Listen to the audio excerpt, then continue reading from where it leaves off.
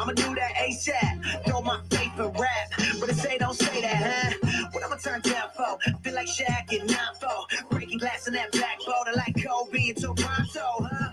Dropping 81. Yo, I dropped the 88. Ricky Bobby, shake and bake. Sleeping on it, should've stayed awake, huh? Everybody make mistakes like VJs. Trying to say my name is Minio. Say with me, Minio. Okay, great. 2 forks high. Raise stakes. Risk it all. I take the hate. It's the winning team. Get the Gatorade. My guy good, but he's not safe. Nah. They try to shut us down and it ain't gon' slide. Only thing I'm in is God and he on my side. That's the confidence I got. Yo, he got me. That's why I really feel like you can't stop me. Ooh, that's all you got. Come on with it. That's all you got. You can't stop me. You don't got the power. Hey, shut me down. That's not an option. I'm my biggest problem. You don't got the power. Hey, shut me down. That's not an option. You can't stop me. You're my biggest opponent. You know me, I know you, we know it. Whenever I fail, you always been there to simply remind me you're blown it. You don't see when I'm growing. You don't see where I'm going. You only see in the moment. You know I'm a stage. You never let go. Don't cease to amaze me, and it drive me crazy. Did you catch every detail that I missed in the songs I'm making? Saying you will never write a verse like Kendrick, never be the rapper I got from Hendrix. Top 10 alive, you will never be mentioned. Why aim so high, won't survive the trenches? Plus, you a Christian, Andy. They will never listen, Andy. Plus, we a pigment, Andy. You don't got skill, you a gimmick, Andy. Well, if I listen to you and everything you put in my ear, I'll be living like shut up, coulda. I'll be paralyzed by fear. Ain't that the truth? If I quit, the only way I lose. I got 2 choices when I do this: make moves or make excuses. If you know who I'm talking about, then you got me. My biggest enemy is me, and even I can't stop me. They try to shut us down, and it ain't gon' slide. Only thing I'm in is God, and he on my side. That's the confidence I got, cause it got me. That's why I really feel like you can't stop me. Ooh, that's all you got. Come on with it. That's all you got. You can't stop me. You don't got the power. Hey, shut me down. That's not an option. I'm my biggest problem. You don't got the power. Hey, shut me down. That's not an option. You can't stop me. If I cannot stop me, you'll never stop me. Oh no, can't stop. Oh no, won't stop. I said if I cannot stop me, then you'll never stop me. Oh no, can't stop. Oh no, won't stop. I said if I cannot stop me, then you'll never stop me. Oh no, can't stop. Oh no, won't stop. I said if I cannot stop me, then you'll never stop me. Oh no, you can't stop me. Ooh, that's all you got. Come on with it. That's all you got. You can't stop me. You don't got the power. Hey, shut me down. That's not an option. I'm my biggest problem. You don't got the power. Hey, shut me down. That's not an option. You can't stop me.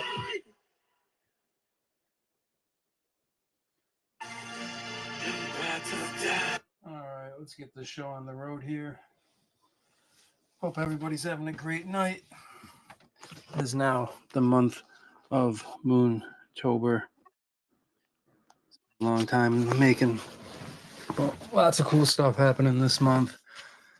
Let me get back in normal mode. All right, there we go. Okay, so yeah, let's get the space on the road. We're gonna do it a little bit different tonight. We're gonna start it out with the prayer. So let's get it started.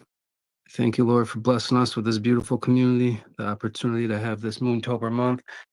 Keep protecting our community, keeping the scumbag scammers away from us, and blessing us with the opportunity to continue and grow and thrive in this world. Thank you for the air in our lungs, the blood in our veins, and just having this awesome community, an opportunity to spend another day on this earth. Thank you, Father. Amen. Now let's get this space started. So we do have some things up top. As you can see, we got a massive giveaway opportunity. Giveaways every day. So if as long as you got a nice, ooh, I like that mass fire. That thing is fucking sick. That thing's badass. It's got the chrome to go with the chrome Moonster. Beautiful, very beautiful. But yeah. So we will be picking people that have the Moonsters, PFPs that obviously own a Moonster. If they don't own a Moonster, there's plenty. If you go to the Discord, there's a channel called Moon Materials, and there's like 600 PFPs to choose from. Please don't go and just go to the Magic Eden or Tensor and save someone else's NFT and PFP it. Use one of the generic ones that are on there, or one of the Moonster starter PFPs instead of stealing someone else's. Because I know it doesn't seem like anything, but most people don't like it because they spent their money on the Moonster. So there's plenty to choose from. There's like over 600 you can choose from in the Discord. So grab one of them, slap a mask on it, and you could possibly win yourself a nice free Moonster, some Moonrocks. Lots of lots and lots of prizes that will be given out, some merch and things like that. So by the end of the space, I'll pick someone. We'll also be doing most days. We'll have more than one giveaway. Some will require call to action. Some will just be being a good person, showing up, supporting, raiding, all that good stuff. So yeah, that's that. Let's get moving around the room here. How you doing, Governor? Doing good. How are you doing? Not too bad. Not too bad. Just getting ready for Moontober, coordinating some stuff to get the Halloween drop on the new merch site. We're gonna launch the site, and then about probably a few days or a week later, we're gonna do a Halloween drop with just a couple items for Halloween for Moonster specifically. But lots of cool stuff on there. We're able to get the protein bottles or blender bottle, protein shaker, whatever you want to call it, on there. Gym bags, tumblers, lots of new items that weren't on there previously. So excited for that. Upgrade some of the current items to better quality, the hats and things like that. So good productive day slash past 2 weeks. Market's doing good as well. Yeah, we hit that mark. So just a few $1,000 from an all-time high. So pretty much programmed. Stay locked in. Crazy. Everything's kind of printing right now. Now's the time to be getting positions in on alts, BCA them. Can't really go wrong right now if you've been in the Discord. Put some plays in there. Also on my page, but we I think I was talking with some of the people in there. I think we need to do a base where cover the basics for everyone. Just maybe you can decide what day you want to do that on, but we'll just do it where I'll kind of just go over everything from basic moving averages to basically protecting your wallet, so to speak. How you trade, who you trade on, but just give everybody the basics of perp trading. So I think it's kind of because as I start to put different things out, I find that most people have different levels of their understanding of this, and I guess I want to make sure we protect the community by making sure everyone's on the same page. And yeah, so that was one thing. But the other thing is I did pin something about Deaf Apes up there. You guys take a look. Got some really stuff we've been working on here for, gosh, it seems like several months, but just really digging in the last couple of few weeks with several different things to be debuting soon. So take a look at that. Get your headphones on. Get your mask on. Get bullish. I promise you're not bullish enough. I hope you won't listen to anybody else. I really don't. Go back in the timeline. You'll see that everybody that was telling you that it was over, that it was done, wrong again. It's crazy. I wish I wish I that's the best way to put this. They're like weathermen, kind of, right? You can just be wrong over and over and over and over and still keep your job. It's crazy. Crazy. I don't like to say I told you so. I really don't. So I'm driven by ego. But man, it would be a great time to do it. So, anyways, I'm done. I'm done clowning, but lock in, everybody. We just want everybody to win, man. We really do. And I love the fact that you started this space with a prayer because it's important, man. It's important that we protect each other and that everybody wins. And so anything we can do to help provide that, you're in the right place. You are in the right place. And look, we're not trying to clown anybody else. Everybody does their own thing, but make sure you stay locked in. Make sure you stay convicted with people who have been putting in work and people that have really had your best interest at heart. Because you can look around right now and see so many different projects. I know you. I know. I don't. I know Soul Saver doesn't like flowers, but let me just say this: this man works tirelessly in the background, tirelessly to make sure that the token and the project and the NFTs and the staking protocol and the merch and that everything is being ran correctly. Make sure that he's protecting your bags. And it's kind of crazy. If you really dove into it and saw how much work was involved in it, I think you'd be in awe. I mean, I know everybody kind of knows that, because it's the most stable community in Web3 since the last bull run. Uh, tell me another one if you don't believe me. I'm even talking about GigaChat and SVX. Tell me another one that's been more stable than this. There isn't one in Web3, period. And with the things they're building here, it's crazy. So I just want to throw those flowers out. Maybe it's because you started with a prayer, and I'm super proud of you for doing that. So stay locked in, everybody. Stop being weird. We want you to win. I appreciate the flowers, Sass, and yeah, that's what we want at the end of the day. If Moonsters does well, you guys do well. If I do well, Moonsters does well. So it's just gonna open opportunities for more things in the future, whether it's brand deals, partnerships with major protocols, exchanges, things like that, and real partnerships too, not like ones where we can partnership link and rinse you for fees, like ones that actually benefit you. So that's what we're trying to do here: build a real community while building a real company, and just making sure everybody's got the knowledge and alpha and real tools that they need to succeed in this space, and they leave with more than they came with. That is the goal. If you're in the space, obviously we're here for community. It's fun, dope art, but also you're spending your time. Time is money, so you should be leaving each day or at least each month.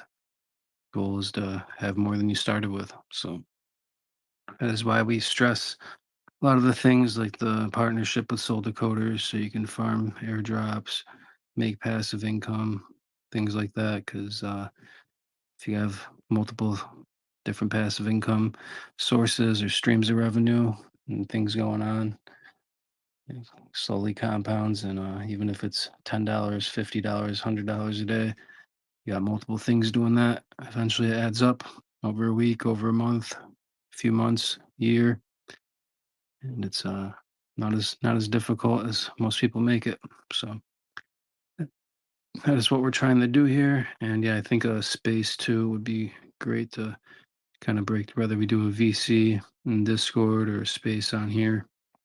Yeah, I think that would be definitely good for the leverage trade and just going over all the basics. And I know we have some sheets, can give people some videos that I recorded from some other things that I joined and things like that. So that way people don't have to go through the process of signing up and paying for all the videos and courses. They can upload them so people can watch them at their own leisure to get a little bit of a better understanding too. So Yeah. we'll get that in motion. Main thing I want to do is just make sure we protect the community. And the biggest thing is risk management. And I think that's where most people blow it. So, we'll just do a space. We'll talk about the basics of it, what we're talking about. That way, when you guys get the calls, you understand. But the most important thing to make me feel, like, that's the best way to put it, make me, Soul Saver, and I feel better about it. Because look, you can get wrecked. It's hard. This stuff is not easy.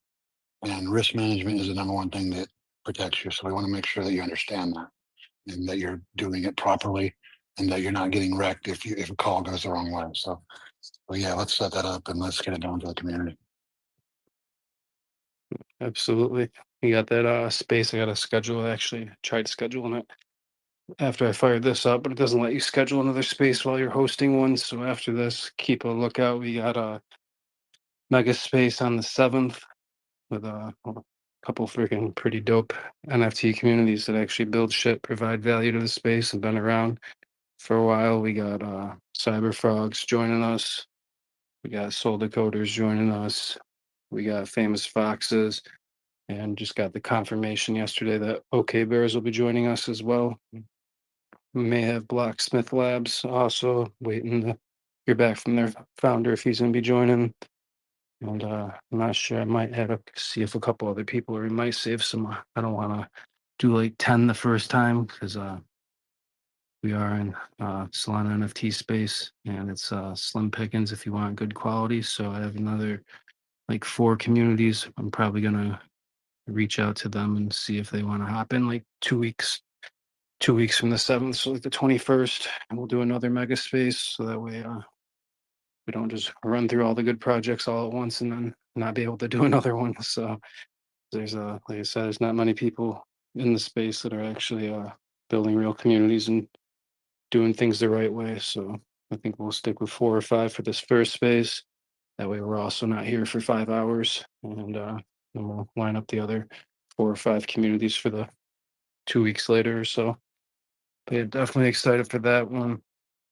And that was good idea from the governor himself. So I think it'll be good getting these communities in here. As you guys know, Soul Decoders has a pretty dope software and lots of alpha in their Discord. Cyberfrogs has some pretty cool tech too, with leverage trading signals and vaults that automate stuff. Lots of cool things with that. Famous Fox obviously has like a million fucking tools, and they've all been here for like 4 years on Solana. OK Bears as well, dope brand, doing big things.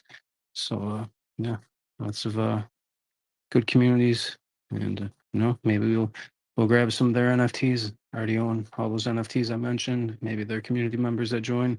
We'll see Moonsters and be like, wow, I've never seen some shit like this. I need to get some of these as well. So it'll be a good cross pollination event. So excited for that.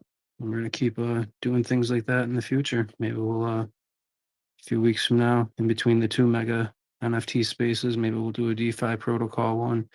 See if we can get just some different tools, tech. There's lots of ways you can make money without having to go and buy random shit coins and get rugged or having to do leverage. Obviously, leverage is a great way.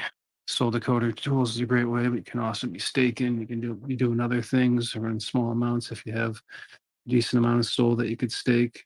Earn passive income on that. You can borrow against it, stake the coins you borrow against. So you can do loop staking where you say you start out with 20 soul and you stake it, and you get the LP tokens, then you borrow against those LP tokens, and you stake the tokens you receive as a loan or that you borrowed for. And then you get more LP tokens and you borrow against those and stake. So you can end up turning like something that's like a 12 or 15% APY into like 20 or 25 or 30%. But also you gotta make sure you're utilizing good platforms because you don't want to be staking stuff and having the platform shut down and then your LP tokens are worth nothing. So haven't dropped any alpha on that yet because I've been still looking into which ones I think are the safest thing going to be here without having to worry about people staking their Solana and not being able to get it back or something bad happening. So we'll have some alpha on that in the near future because you shouldn't just be. I mean, if stacking Solana is great, but you should also be having your money make you money. That is how the rich get richer, or the people that want to be rich get rich, or at least more wealthy. So we'll be dropping some alpha on that here very soon as well. But let's get moving around the room. Let's take it over to the maskless meow. How you doing? I'm good, Soul Saver. Happy to be here. People in our space earlier know why I'm not masked up right now. But as soon as my check mark comes back, I will be masking up. And it is not Michael Myers, it's the Jason mask, just for clarification. So, but yeah, I'm happy to be here. Glad to be with the Moonsters. It's going to be a great time coming up with the gang and all that's in store for us. And we're just very excited here in the community. And yeah, we just we had a great space, and thank you for being there and supporting us too as well. Appreciate you.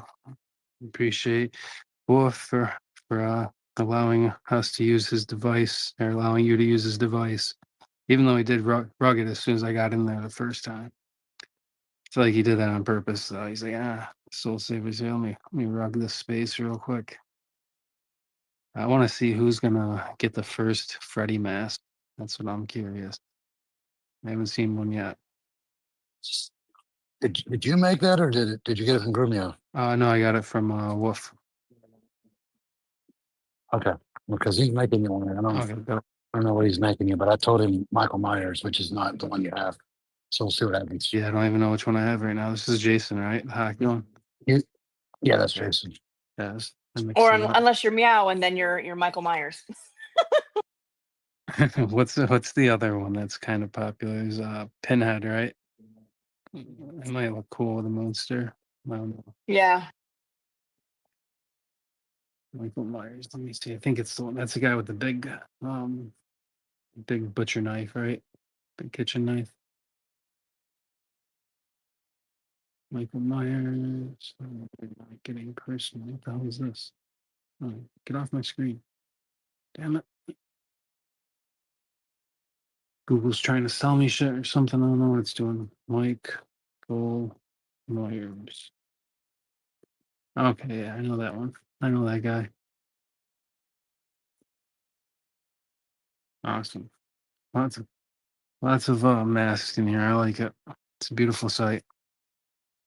It's a beautiful sight. We're scrolling through the audience, seeing all these masks. It's looking good. Oh, how you doing, Wolf? I'm doing fantastic. Fantastic. And no, I didn't do it on purpose, but yeah, Moonalicious. Well, I haven't heard that one yet. Heard Moontastic. I've heard Yeah, I used it the Moonificent. other day. It's What was the kind situation of you used cheesy. it in? Were you at like a I don't even remember. restaurant? We were just throwing them all. Were you at a restaurant with Meow No, I think I was at the gym. and you seen Meow working out and you're like, you look Moonalicious. That's what I would normally do. Or you chugging a protein shake and you're like, that was Moonalicious. I feel like it was a protein shake. Yeah, or could have been that too. Well, I did get the confirmation we'll have some nice Moonster blender bottles hitting the store here this month. So if I don't buy them all, there might be some online for you guys. What's up, Governor? I forgot to tell Meow to check her wallet. Okay. I will. Thank you, Sass. There may be a blender bottle in your wallet. Sweet. I'm looking forward to those. Yeah, that was really cool. We're gonna start out with Yeah, you're gonna have to fight me for it. you're gonna be sharing a blender bottle. No, it'd be all mine. Yeah, we're gonna start out with all the new items will be the black and white with the black logo for the base items that are always on there, and then we're gonna have a cool, more crazy one, kind of like the cups that were at NFT NYC, like some with crazy designs, space designs, tons of moonsters, portals, coins everywhere, all that. But for the first round of the new items, it's gonna be the black and white, so it's clean, can be used anywhere. It appeals to most audiences. Then we'll get a little crazy with the designs and as we move on. But excited for all the new stuff. There'll be patches, stickers on there. We're working on getting like a bomber jacket type of thing, and then a bunch of patches where you can order the jacket, the patches, customize it yourself, things like that. So lots of cool stuff. I'm excited for the I didn't even share one of these. Let me see. I guess I can put something here in a little jumbo. Let's see. I can't wait for the gym bag. Post that up, I guess, since you just mentioned it.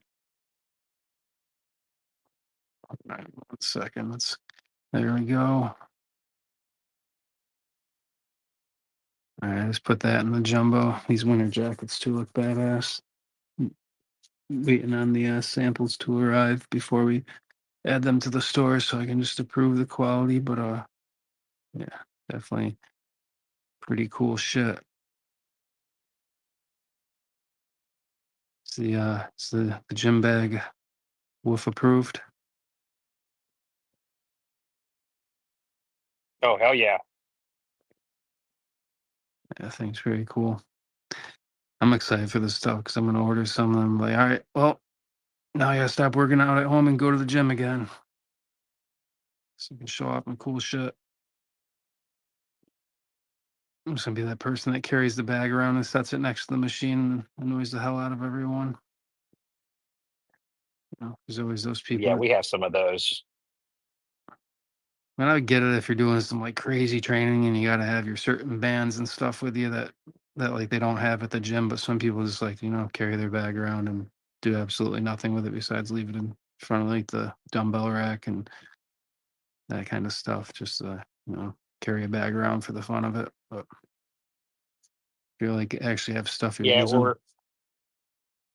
or if you're at a gym that you don't usually go to and you've never been there before, then I can understand that too. Yeah, some people do it their way. Some people just carry the bags around because they don't want to go to put it in a locker and lock it. I guess I don't know. Maybe they forgot to lock that day or every day. But what's up, Mia?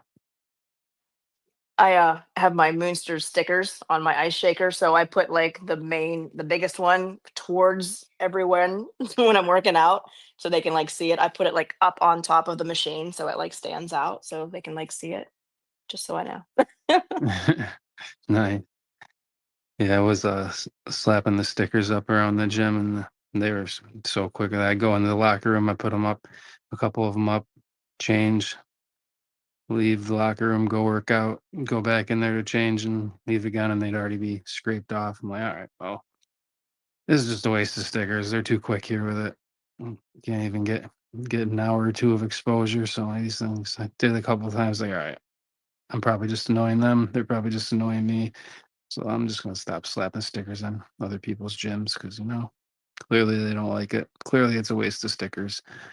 But I wasn't doing it in like bad spots. I do it like on the inside of the locker. So if someone opened up the locker and they'd see a little sticker, just a little subtle thing, not going around like slapping it on machines and stuff. But Sasquatch is probably like, I hate those people fucking up my gyms. But I I stopped doing that because I'm like, all right, I feel like they're already out of the locker room by the time I even left. I just followed me around with a little scraper, scraping them as I'm putting them on. I'm like, this is pointless. But I do like the gas pumps though. Try to hit them every time I get gas anywhere. Slap them all over them.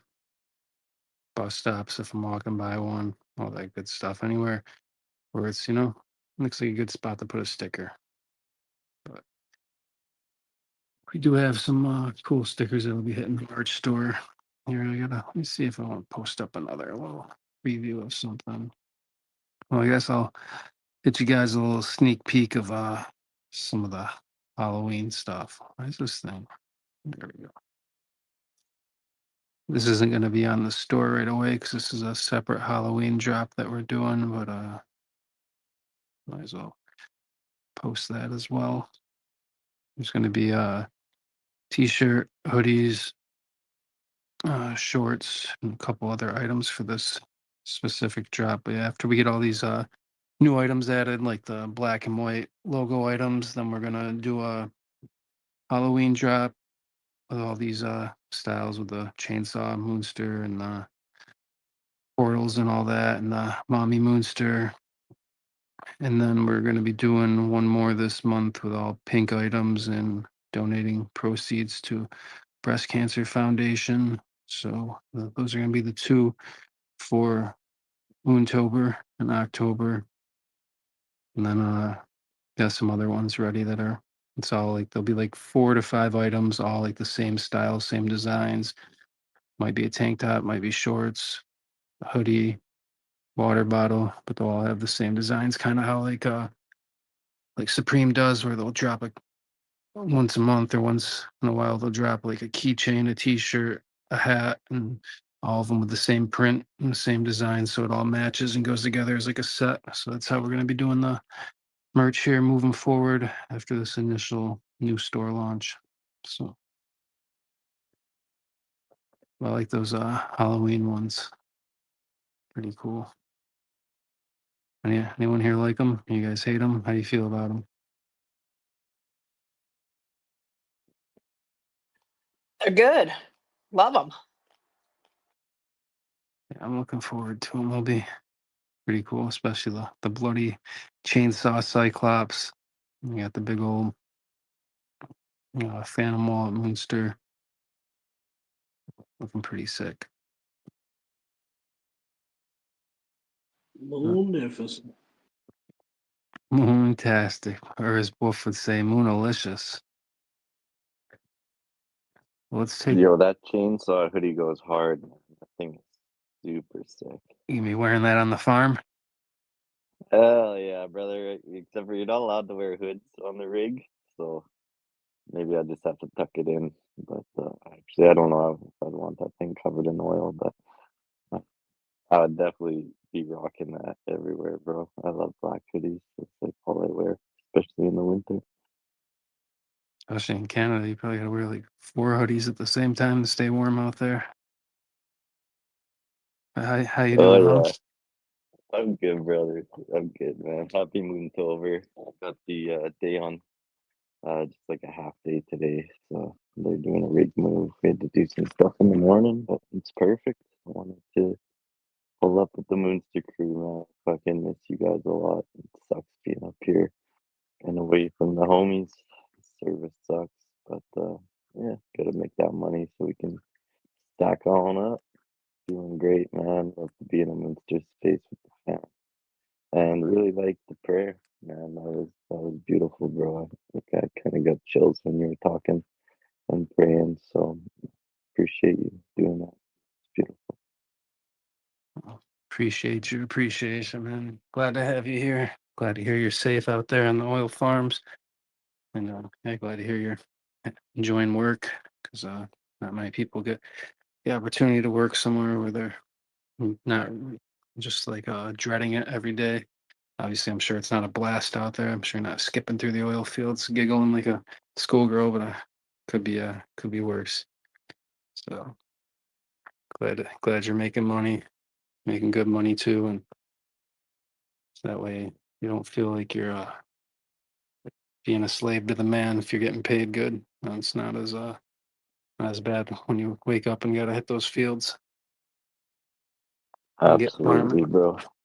Absolutely. It's one of the better paying jobs a guy can get up here in Canada, just in terms of no tickets or anything like that. No years of schooling or professional style work. It's pretty pretty high paying entry level position. So yeah, it's great, man. It's kind of what I wanted to do since I've been back from Asia.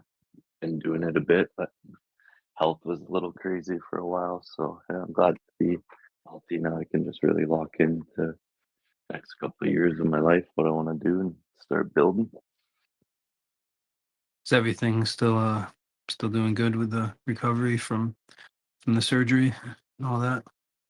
Oh yeah, feeling like $1,000,000, bro. Problems completely eradicated. So Mm. thank God for good doctors, man. Yeah, absolutely. Definitely nice when you can get something taken care of and actually have it taken care of. Sometimes you go to get something taken care of and ends up being worse off after, or no change at all, and just went through torture and spent money for nothing. So glad to hear it's all working out and moving right along.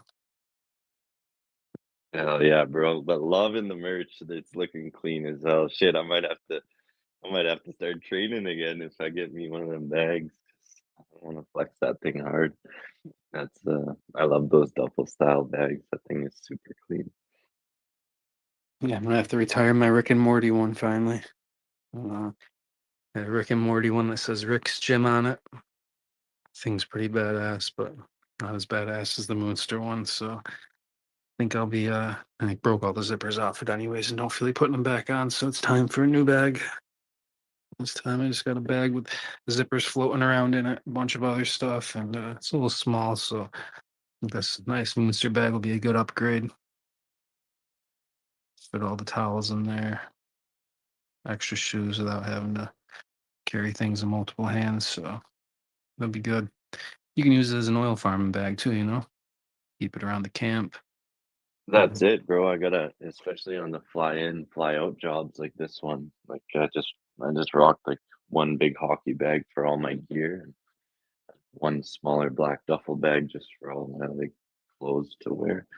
So hell yeah, I'd be taking that thing everywhere with me. Yeah, I'm excited though. Are they live on the store yet? No, we're gonna be launching them within the store within the next week. We are gonna go live with it tomorrow, but I think I want a little bit more time to just make sure everything's situated and a little bit more time to promote stuff instead of just launching it tomorrow. So, but yeah, it's pretty much ready to go now. Just gonna make some adjustments to the site and make sure all the items that are gonna be listed have been approved and quality checked and all that. And I got a lot more stuff, samples that should be arriving over the next week. So the new store will be a new layout, new design. There'll be some new items on there. And we'll have some more new items that'll always be on there over the next week or two. We got the Halloween drop of the items I put up there with the hoodie, the t-shirt, and a couple other things with those same designs on them. Then towards the end of the month, we'll do the breast cancer support drop with all the pink t-shirts with moosters on them and hoodies and things like that. So then I got a couple others that are got one that'll be in November, one for December. So after that we'll be doing at least like one a month, different styles, different designs and all that good stuff. So looking forward to the new merch layout and drops and all that. It's gonna be pretty dope. Still working on some moonster pillows and stuffed moonsters, but those will come in the near future. So a little bit more intricate. Hell yeah, man. That's really sick. Can't wait for all that.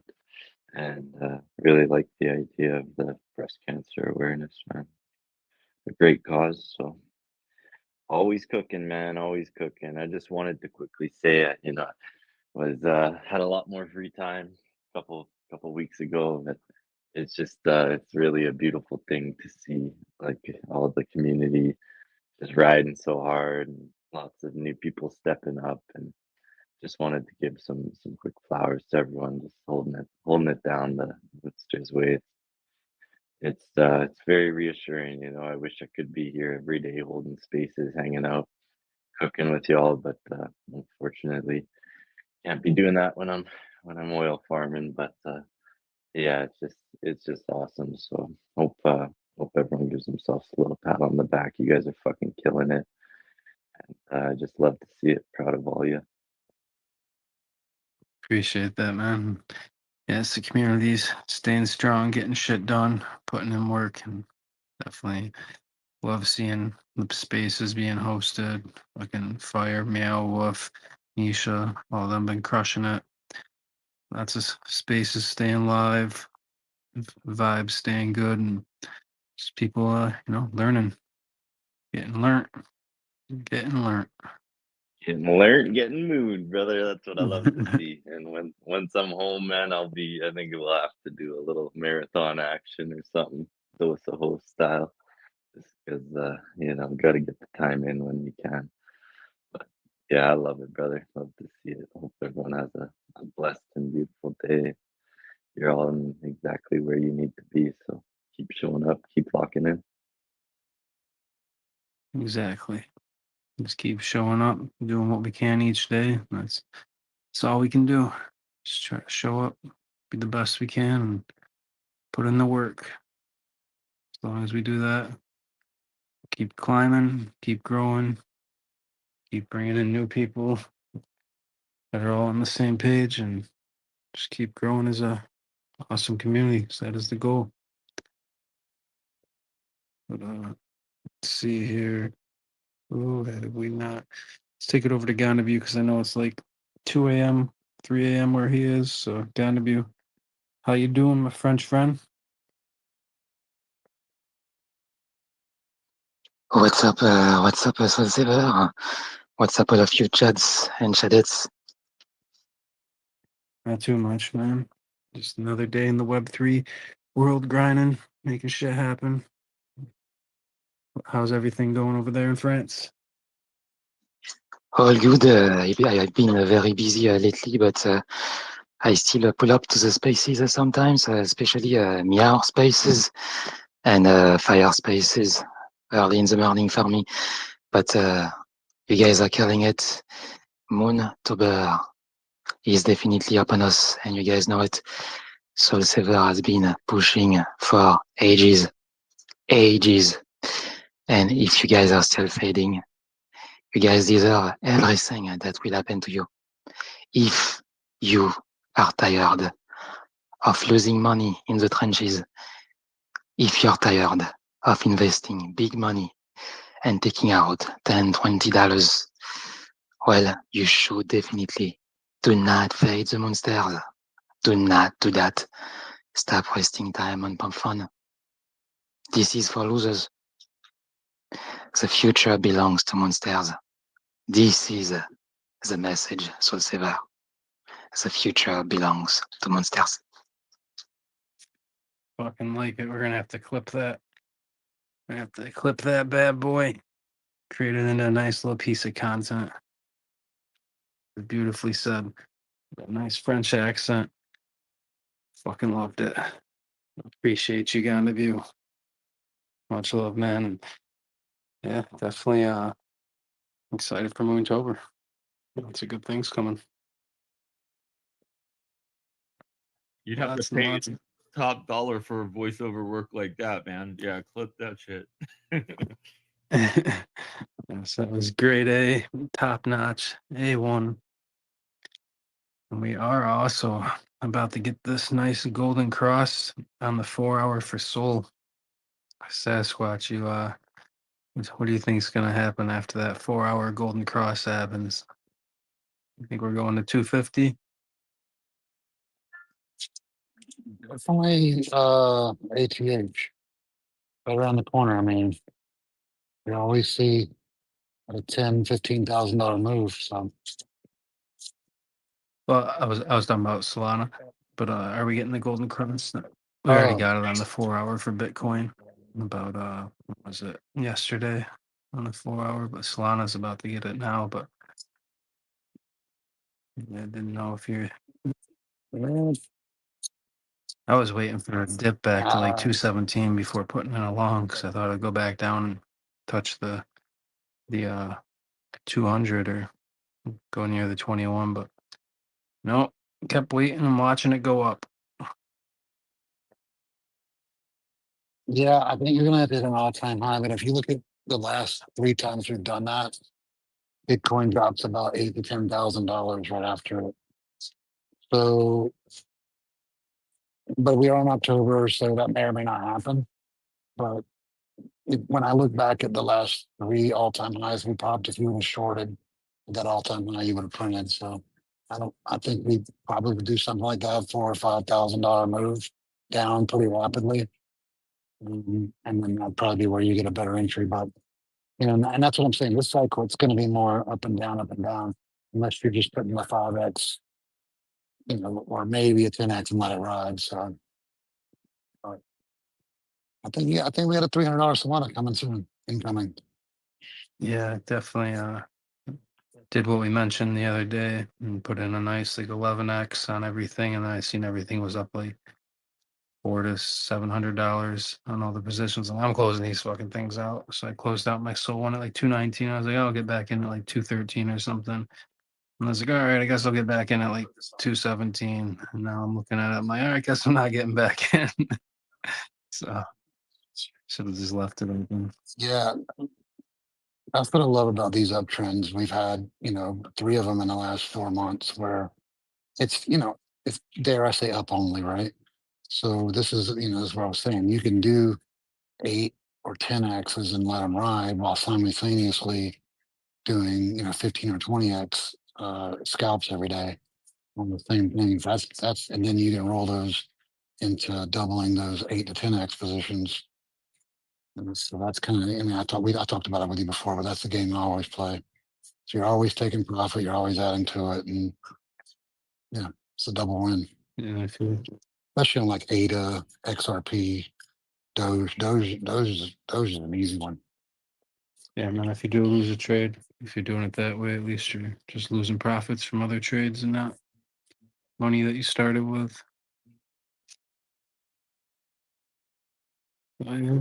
Yeah, exactly. It's that next step of risk management that we will talk about everybody about with. Yeah. Risk management is definitely key, or else you'll not have anything to manage. If you don't have risk management, you don't have to worry about any management because you won't have shit. It'll be zero management.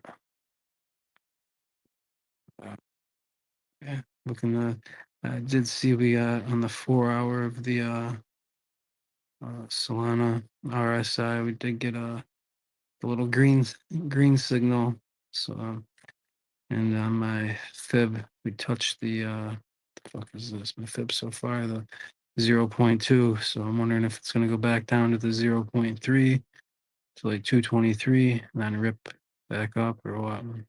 I'm debating. I'm like, yeah, last time I seen the green on the RSI went up a little bit more, and then we went down, and then we got red on the RSI, and then we went up. So yeah, kind of debating on throwing in a short and stabling over some here, but I think there might be. I don't know. So yeah, we're right at the 0.2 on my Fib. We're seeing some green on the RSI, but I think there might be a little bit more upside before. Who knows? Debating on clicking buttons right now. Not too sure. Yeah, the problem with the RSI is the Bitcoin trend and how close we are to an all-time high. Yeah, that is true. If we were at 117 and that RSI was that way, I would agree with you 100%. But and also look at Bookmap. I think you saw earlier it was 123 or 123.5, and then when we popped over 121, you saw all those stop losses get moved. Now it's at one. I think last time I checked, 125. I think is where liquidity is. So that's the closest place to go. So then once you get there, kind of all bets are off with RSI. Yeah, I have not even opened Bookmap in like 2 or 3 months, so I'm actually gonna open that right now. I forgot that was even a thing. But yeah, we do have some green on the Bitcoin RSI too. It's a lot of green actually, but you're saying that doesn't really necessarily matter as much when Bitcoin wants a new all-time high. Yeah, when you're this close, it's like it's almost programmed, right? Like it is Thursday, so we're going into Friday, which is low volume. So we could hit it over the weekend, or it could be Monday. But when you're so close, it's like you got to hit it. Like I find it impossible to believe that we don't go over it, right? And so chances are we're going to do that soon.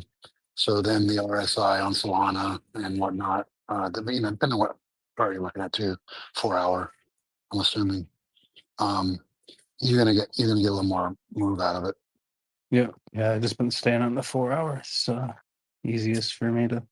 Sometimes I'll go to the 1 or the 15, but yeah, just the 4 is easy for me to not worry about stuff and get the bigger view when you zoomed out. But yeah, I'm looking at Bookmap now, and yeah, all the liquidity's like right at 125 pretty much. It's like about 900 Bitcoin sitting up there. And earlier today or late last night, it was at 123.5. So that means that everybody moved their liquidation points and stop losses up there. People are shorting. Definitely a lot of liquidity up there. It's the only red line I really see on this good old book map. There's a little bit, 240 Bitcoin at 121, but yeah, not as nearly as much as there is up at 125. What does Ethereum have on the map? Let's see here. Ethereum, zoom in because I'm not seeing shit. I guess it'd be something at 5,000. I have to zoom out. Yeah, honestly, the most is up to up at 48. 5. Where is this? Let me see. 48.20, pretty much. That's where there's a good amount. There's a bunch below where we are now, but that's where most. What, 4,200? Yeah, everywhere from 44 to 42, pretty much 42, 44 to 44.50 to 42.50. Really, there's a shit ton. It's just When I looked at I think I told you the other day that we're going to get to 119 in the next 8 to 12 hours, which we kind of did. But I also was looking at mapping it out as I think we get to 130 on Bitcoin by the 15th. And so that gives us an opportunity to get up there, touch a new all-time high, retrace a little bit, and then get back there. there's a bunch of. And from there is, yeah. I was gonna say there's a bunch. I actually moved up the view on Ethereum and zoomed in, and yeah, everywhere from 5,100 to 47.60. There's a shit ton on Ethereum. Yeah, I would imagine a lot of people are going to take profits at 5,000. Yeah, there's a good amount above us, so looks like we're going higher. Book maps, it's usually pretty damn accurate. Big red. It's crazy how it seems like it was like a year ago when we hit an all-time high for Bitcoin. It doesn't even seem like it was any time recently, but it was when was this? It was August. Not even 2 months ago. Yeah, August 13th, it looked like, I think. And then the one we hit before that wasn't even a month before that. Yeah, that one was July 13th. Oh, that's weird. They're both on the 13th. Yeah, it wasn't even 3 months ago. 112 or 113 was the all-time high. And then you had that parabolic move that just, God, that was such a crazy day. It was like a $5,000 move in 20 minutes. And I got lucky on that one, if I'm honest, and printed. And that also caused that big CME gap, which is pretty much what I was saying earlier. As soon as we had all-time high, we had a $10,000 retracement. Yeah, we went from 111 to 18 basically, or 17 in about not even a day. Exactly, it's crazy. What's even more crazy is the fact that Bitcoin around June 22nd was sitting at 98,000. It dipped down for a split second. Yep. And I remember it like it was yesterday because everybody was saying that it was over. And then everybody, like not even 4 days later, I was like, why didn't I just so long at 98K? Coulda, shoulda, woulda. Story of my life. I don't know, man. I really believe, like looking at it, that we might not see Bitcoin under 100K again. Now that's a bold statement. And I would say this, if we do in a bear, I think the most likely bottoms at 92K because the CME gap's still there. That's crazy to think about. Yeah, it's definitely Especially if we get 180K or 200K or something like that wild happens. Like, I don't really subscribe to that. I was saying, like, you can go back and listen, like back in December, I was saying, 130, I'm pretty sure of, but anything above that, I'm not. Still kind of subscribe to that. But I think it's more plausible to get to 150 or 160 now because of, where we are right now in the month of October and we still got November to go. So just assume we get to 160, somewhere in the middle. 92K makes a lot of sense for a bear eventually, right? Yeah, it's so crazy to think people will lose their shit if that happens. There'll be so much, so many screenshot worthy posts and people going to war with each other on the timeline. Everyone will hate each other. It's gonna be some rough times in the crypto X space. If that happens. Yeah, I mean, you would have to correspond with something Black Swanny, perhaps, but we got all this traditional finance involved now, so it kind of protects it a little bit, like having BlackRock and Michael Saylor and all these people in there kind of protect it. Yeah, they'll just be buying And the shit out of it. You can see where yeah, Michael Saylor, when he posted things showing their buy record or whatever, their buy map, yeah, they don't do the best at buying the dips. but they don't care. Yeah, it's crazy. I mean, their average price is 70 right now or 60. They don't give a shit when they buy it. It really doesn't matter. I think I don't want to misquote this, but I think for every $1,000 in price that moves, they make $1 billion. Like if it goes from Let that sink in. Yeah, like so Bitcoin. unrealized, of Oh, course. okay. I thought you were saying like they have it all staked, and I was gonna say that I'm like, And like their unrealized gain goes up about $1 billion. just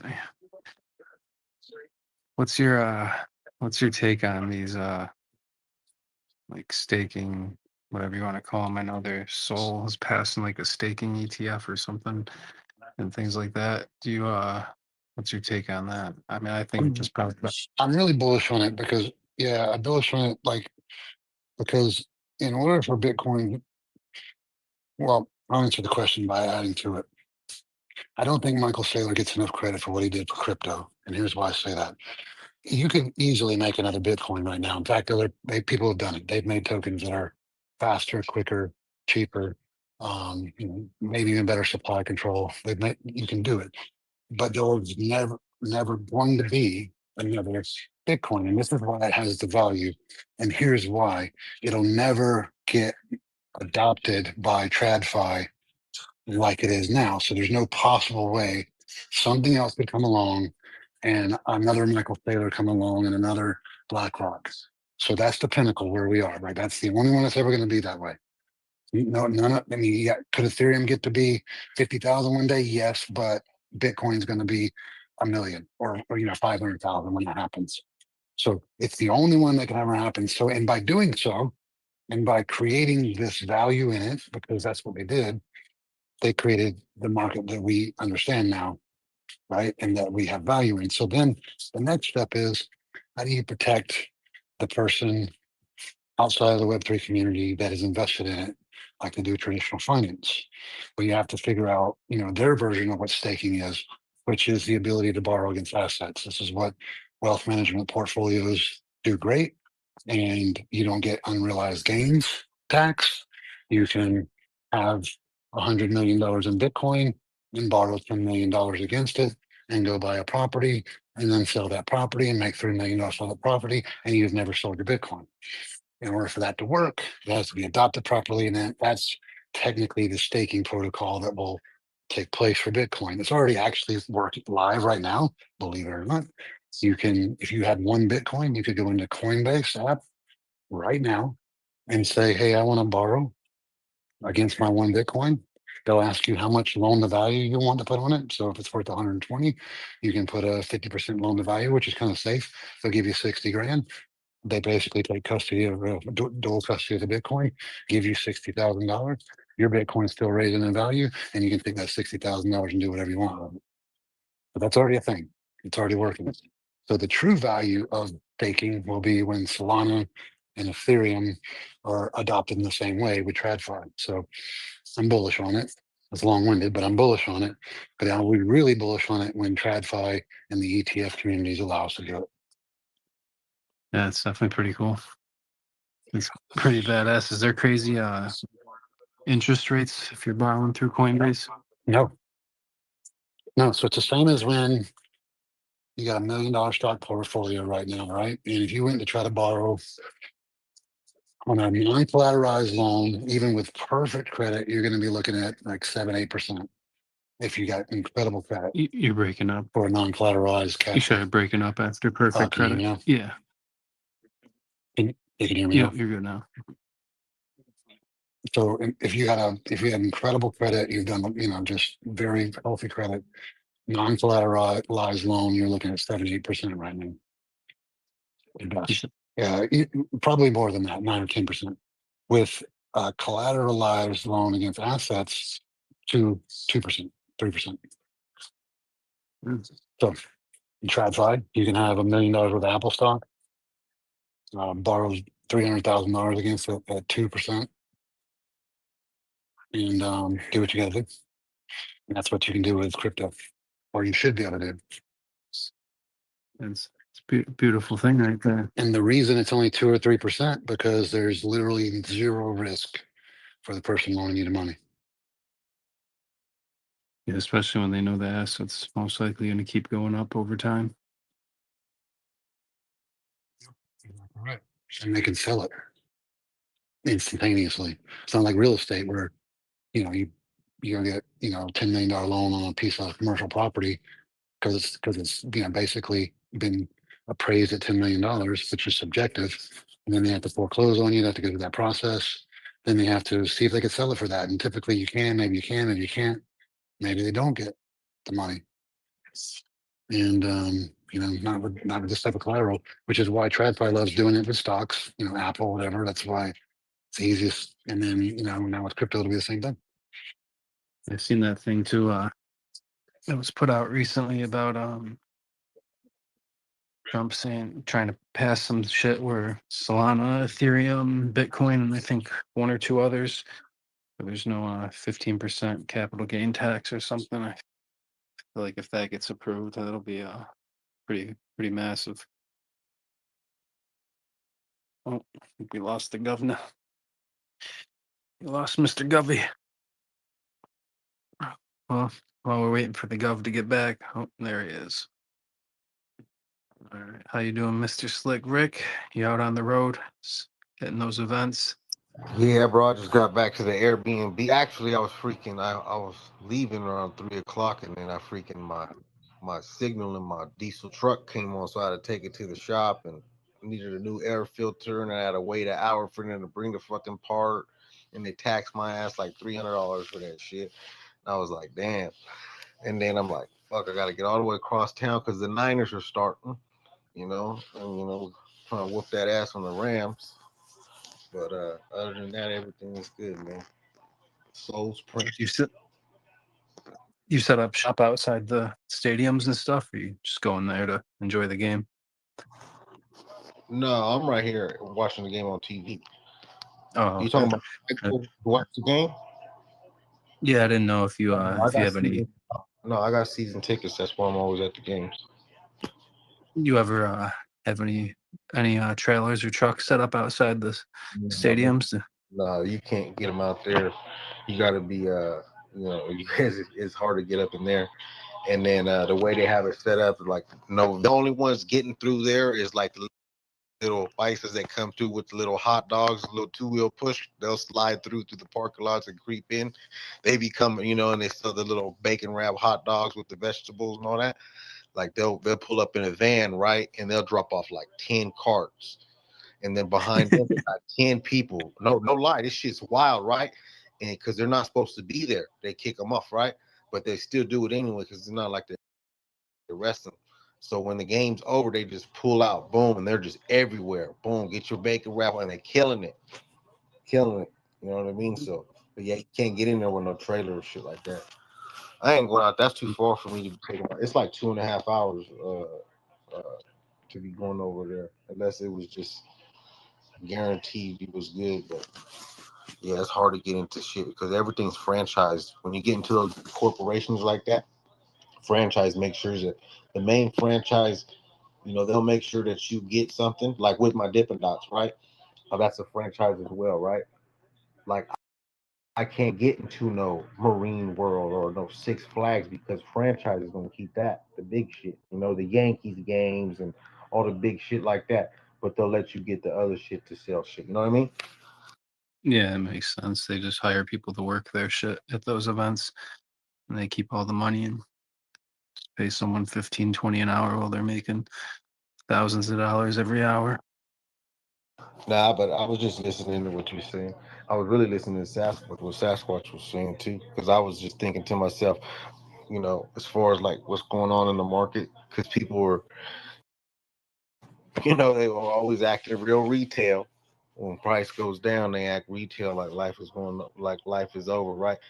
Uh, but what he said about fucking Michael Saylor and them dudes kind of protecting our shit. Once we got the big guys involved, they're not just gonna let their shit go to zero. They're not gonna let their shit just fucking get waxed. Like they're putting money in this shit to make money because they're early. They feel like they're early to it, so they're just getting it. So really, it's protecting the little guy to a sense. You know what I mean? So, 100% agree. I was gonna ask you. You looking at heat map? Who's looking at heat map? You looking at heat map, Sasquatch? Where's the heat map on the bottom for Soul? What is it like? One. It doesn't really show us liquidation like the other ones do there, but I'm talking about um, where all the money's at. There's a there's a good amount above, but like he was saying, it's kind of that shit can move quick on Sol. There's some at 230. There's like 15,000 Sol at 230. Another 5,000 at 231. But then there's a bunch up above it. Let's see, where's this? We got like 30,000 what about the volume profile for Soul? on trading. Do you have do you have one at like 250? For the VR VP.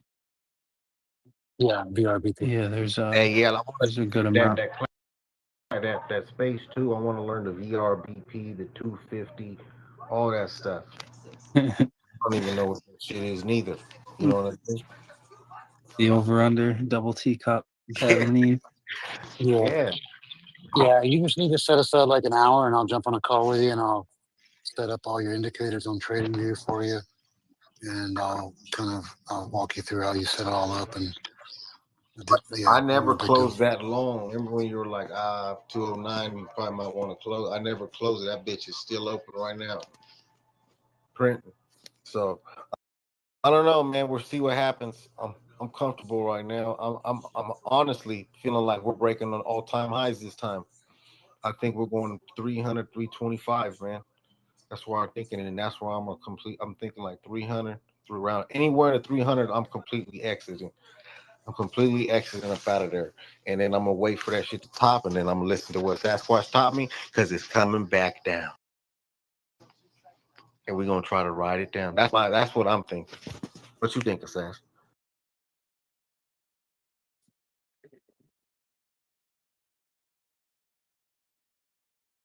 Oh yeah, for sure. Yeah, that VR VP, we got it's a huge gap below us. If we start falling down, it looks like it's definitely going to be going down to like 224, 225 around there. But above us, we got not much really stopping us till like 236, 237 ish. Yeah, 237. There's a little finger sticking out, but nothing too huge. But Yeah, I was talking to this one dude who does a lot of leverage trading too, Bits of Wealth. He told me when we were at the bottom, he was like 191, around 190. He said that he was showing me, he did a little live stream. We did a live stream. Um, and he was showing me where the support levels at. It bounced right off of that. Boom. As soon as it bounced off of that, it started making that little, stair stepper up. Been going up ever since. But I was talking to him today. He's saying our level right now is between 235 and 240, where there's a lot of resistance right there. He said our main resistance is 250 though, because it keeps closing for the on that 250 level. So we can bust through that 250 level, man, it's on. It's on like Donkey Kong. Yeah, if we hit a new all-time high on Bitcoin and stay in that range, in other words, do not retrace $5,000 or $10,000, then all season will be kicked off for sure. No stopping it. It's Moontober. Check out my PFP. Check out my sweater. I did the Freddy Krueger as requested. So you were like, ooh, Freddy Krueger. I love Freddy Krueger Nightmare on Elm Street. I used to watch this shit all the time. I was like, fuck it, let me Freddy Krueger up. That looks badass. The Moontober. like it. Let's get it. That's sick. I know you didn't whip that up. Who whipped Bro, that up I for did you? it, bro. I ain't even gonna lie. I did this one. Wolf made me Yeah, wonder. I right. had the mask on. I swear. I had the mask on, right? And Wolf whipped it out for me in seconds, right? And then when you were in here, you said something about Freddy Krueger. You were talking about Pinhead and shit. And I was like, man, I love Freddy Krueger. Let me see what I could do, because they said they did it through, the Grok, the AI. So I just copied the picture, put it in there, and said, hey, take this off and put, because I had Slick Rick on there, or Slick's Jim. So I said put Moontober on there and give me Freddy Krueger. Boom, boom, there it is. That's badass. I fucking like it. Got that nice Freddy Krueger shirt with the Moontober on it. Got the claws, the Wolverine claws, the Freddy Krueger knife hands, whatever you want to call them. Still deaf to the noise. And I'm still got my DGen phone in my hand. Let's go. I like it. It's crazy how quick AI is with shit. Before you couldn't even do no text. It would always just slaughter the text. If you tried to tell it to add Moontober to something, it would just put like an M with a bunch of squiggles and shit. But it's nice. Very good. Also crazy how those Fibonacci retracement little tools work. Yeah. Knew I should have took that you went right down, touched the 0.65 right at like 191 and bounced right off of it. How does that even work? Like, so why does it work so good? I didn't take the position because I was busy doing shit. But it's like, Well, it worked. Yeah, that's a good question. But the reason it works, and the reason Fibonacci's bounce at that level, it's the same reason EMAs work or moving averages work. Not because there's some magic to it. It's because everybody knows that's what everybody's looking for. And so really the market only moves with buys and sells. So if everybody who knows what they're doing is looking at the Fibonacci sequence, the 618, 786, the 2.2, 0.3, and they say, okay, if we drop below this level, the sell pressure's there, then we're going to bounce on this level. So that's where they put their buy orders in. And because people understand and do that, that's why it bounces there. And so when you get enough people either selling or buying at one of those levels, that's how you get support and resistance. yeah, that is. That's why it That's works. crazy. It literally spot on. Like, fucking couldn't have. Could have went down maybe like another 50 cents to get exactly on the line, but that thing was basically touching the line. So even if you don't trade that much, you trade once a month, a couple of times a month, maybe you could absolutely print just by being patient and waiting for. Oh, we just lost a 0.5. Let me wait for the 0.618 or the 6.5, and then hits the 6.5, gets close. You have that limit order set, and then you just let it cook for a few weeks. Or a week. Volume profiles too. That's why I love that when you're looking at a smaller time frame. You look at that Hey, VRP so and how does that where break you got down? How does that break down, Sass? The volume profile. it's an indicator on trading view. I'll have to show you Send it to move in live. there. But when you see that and you're moving and you're like, okay, especially when you're in an uptrend like we are right now, but I actually use the volume profile 3 times a day to get in and out, because I was like, okay, we're probably going to retrace a little bit, come down below the 200 on the 1 minute, and there's a volume profile right there. That's where we're going to bounce. I did it 2 times a day. You go back and look at the 1 minute. Yeah, it's crazy. Pretty spot on.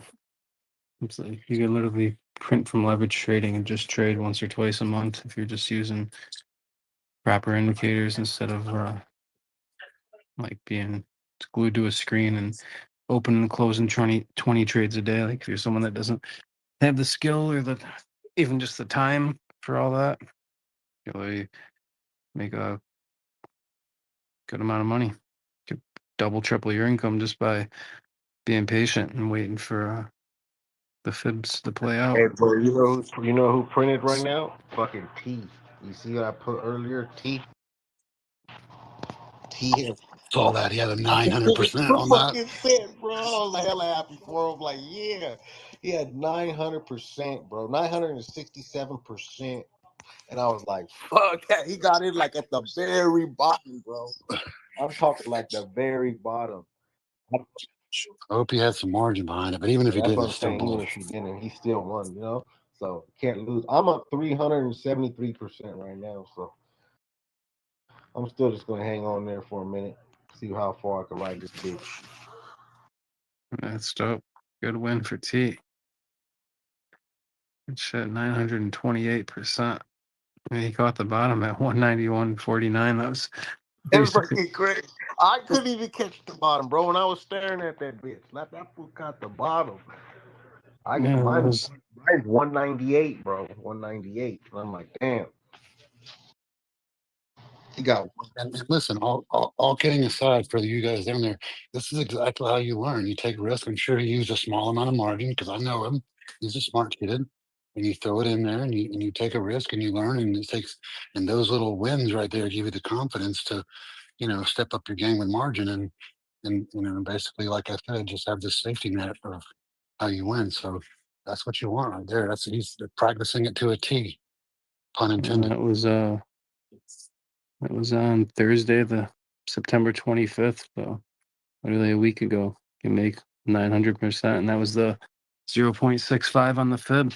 So you literally wait, put in that one trade, let it cook, close it out. You can write it back down if you want, or you could just wait for it to bounce off another fib level and do that once or twice a month and make pretty good extra income without having to be a crackhead staring at the screen all day. And if you're down there in the audience, you're like, what the hell's a fib and what the hell's a moving average and what is all this? We're gonna do a simple space, but obviously I gotta walk people through how you get these levels and how you understand them. So we'll probably do some kind of Discord screen share. But the first step will be doing something in here for everybody. Second step will be in the Discord, the Moonsters Discord. We have a leverage trading thing that you can become a part of by owning Moonsters, Mrocks, Death Apes.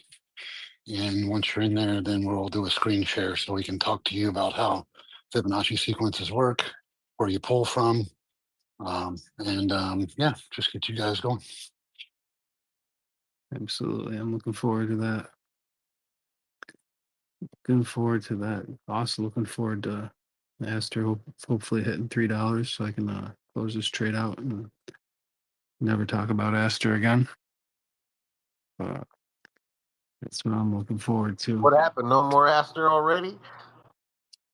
I mean, I'm just trying to farm the airdrop and print. I don't think I'm not that bullish on it. I mean, it's a good opportunity to make some money. It's a good opportunity to make some money, definitely, but I don't think it's going to be what certain people are hyping it up to be. Fucking short that bitch. We should short it, bro. No, I think we're waiting on the Hyperliquid unlocks. So, and that's not going to happen until November, I think, early November. Hey, I try to create the blowfin, right? And on the blowfin, it says I can't do where I'm at. You got to use a VPN, but I'll send you a link for weeks. You don't have to use VPN I for had weeks. Or Bit10x. Okay. Yeah. So do. I like Blowfin, honestly. They, because but you can trade a bunch. You can short and long a bunch of different shit, And I'm only doing Jupiter, so I'm only doing ETH, Sol, and Bitcoin. If you're gonna do it from your phone, your best thing to do is I'll send you a link for weeks because you don't have to have a VPN for weeks. I recommend using one no matter what. You don't have to, and it's got a really good app for your phone. So I know you are doing everything in your phone. That's probably the best one.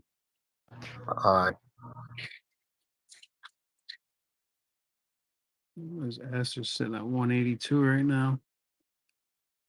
Just need to crack that $3 and I'm out. I got a big 5X on that sucker. Just gonna let it Oh, cook. you know what? Yeah, Sasquatch, I same. forgot to tell you. My boy Pay was out there in Token 49. He says Suey was out there thick, intermingling, making shit crack, and that it was going down out there. And fucking Lofi was up like 30% today. Oh, yeah, that's So nice. I got a I bag of think lotion. fucking Suey's gonna do some shit like you've been saying since $2. And Yeah, I see $5 of it. one thing I don't like about Suey is no, it just hasn't been as loud. But I mean, I guess that's the times you want to accumulate because once it's loud, the price is gonna be going up. But and their Suey play fucking sucked. It was the dumbest thing I ever ordered in my life. I should have just went I, and gave out money. I would say, yeah, I would say out of all the ones that we have now, right? When you look at that like how Solana became Solana, you can't forget like it wasn't too long ago. Nobody cared about Solana. Not even a year and a half ago, 2 years ago, right? So, but how did it build, right? How did it? It got in the circles. People were talking about it. Then they're bullish, they're bearish, whatever, right? And I think Sui's in that point.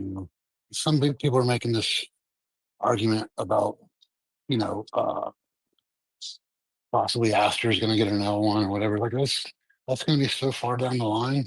So I can see by the time we get the next bull, so taking the place of where Solana was a year and a half ago, and maybe being $20, and then maybe it's $200 by the next bull run. I could see that. The only thing that kind of distracts me from that is as too much supply. So that's kind of sketchy. So, Well, but it definitely has an ecosystem it's building. that and just Bro, like I'm who so needs it when bullish. we have Solana? That's the only thing too. It's like we needed Solana because Ethereum was expensive as hell when the gas fees are sucking and it's slow and so it just wasn't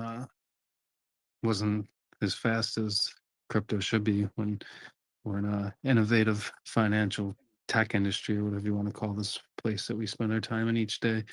But it's like, what is Sui gonna do for the ecosystem of crypto that Solana's already not doing? That's like the one thing You know that what they're gonna it's just like The same thing it did this time because it's cheap.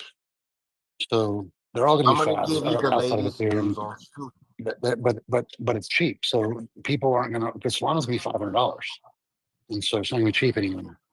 And so people are going to want something below $100 to build on. yeah, that and just the people know if they it's easier to get X's on it. Something that's going to be at $3 versus something that's almost at $300. It's like it takes a lot more to get a Exactly. 2x on Sol now than it will for Sui. BNB is a great example of that. Now BNB is $1,000, so I'm going to be I as don't know bullish if you for people know trying to though, make Suey X's. just signed with Google, right? To be doing AI payment protocols, bro. With that's gonna host stable coins backed by BlackRock. So that is fucking that right there is Well, this is why I was bullish on it to begin with. People don't realize how this they started need to to go get do the created. research about what So they no Meta was making a crypto, like they were making one, and then due to antitrust laws, they didn't. So all the people that were in that team that were building it, they got out of it, and guess what they started? Sui, American made company. It's made right there in the Bay Area, or at least the headquarters, or at least part of it is. So that whole multi-billion trillion dollar team that was put together made that. So there's that. you know, That's a good point. It's made in America. They're sitting there printing the coins right in San Francisco. That'd be funny if there's like a little shop where it's just a bunch of nerdy guys just printing Sui coins, minting them. No, I still got a Sui bag. I got a little bag of everything. I figured, yeah, Sol, AVAX, BNB, SUI, XRP, Cardano, Tron, a little bit of Bitcoin. I haven't. Obviously, there's it's good to have some Bitcoin, but obviously you can't get a 2x very easily. So diversify. You don't want to have all your eggs in one basket. Obviously, Sol is my biggest bag, but had to get some ETH, some AVAX, some BNB, some SUI, some XRP, some Cardano, some Tron. So something, and some Hedera. What else did I have? Missing one. Best thing to get a 10 to 50x on right now, almost a sure bet, is a Moonster. Oh, yeah. No cap. That's it. That is very No true. cap whatsoever. True story. You can leverage trade. You can buy you some fucking Sui. You can buy some fucking Soul. Whatever the fuck you want.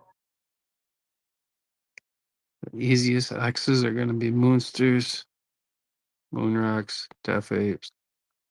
All the obvious, please. All the obvious ones. You know what's a complete piece of shit, though?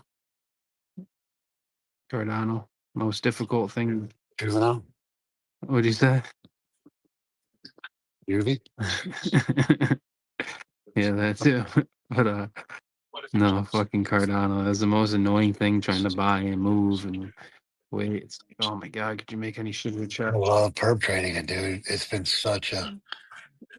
Oh yeah, it's good for that. But I'm saying if you're actually Okay. using like Compass Wallet and or not Compass, that's for Sui or Say.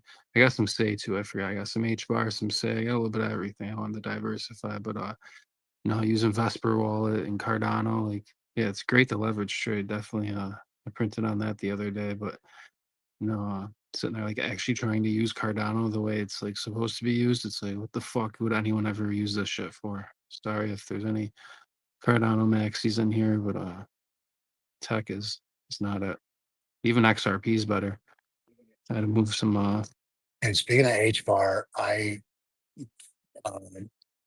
got an email about an old KuCoin account I had from last bull run, and I was like, oh shit, I forgot about that. And then so I had to figure out how to get back into it and had a bunch of H bar in there.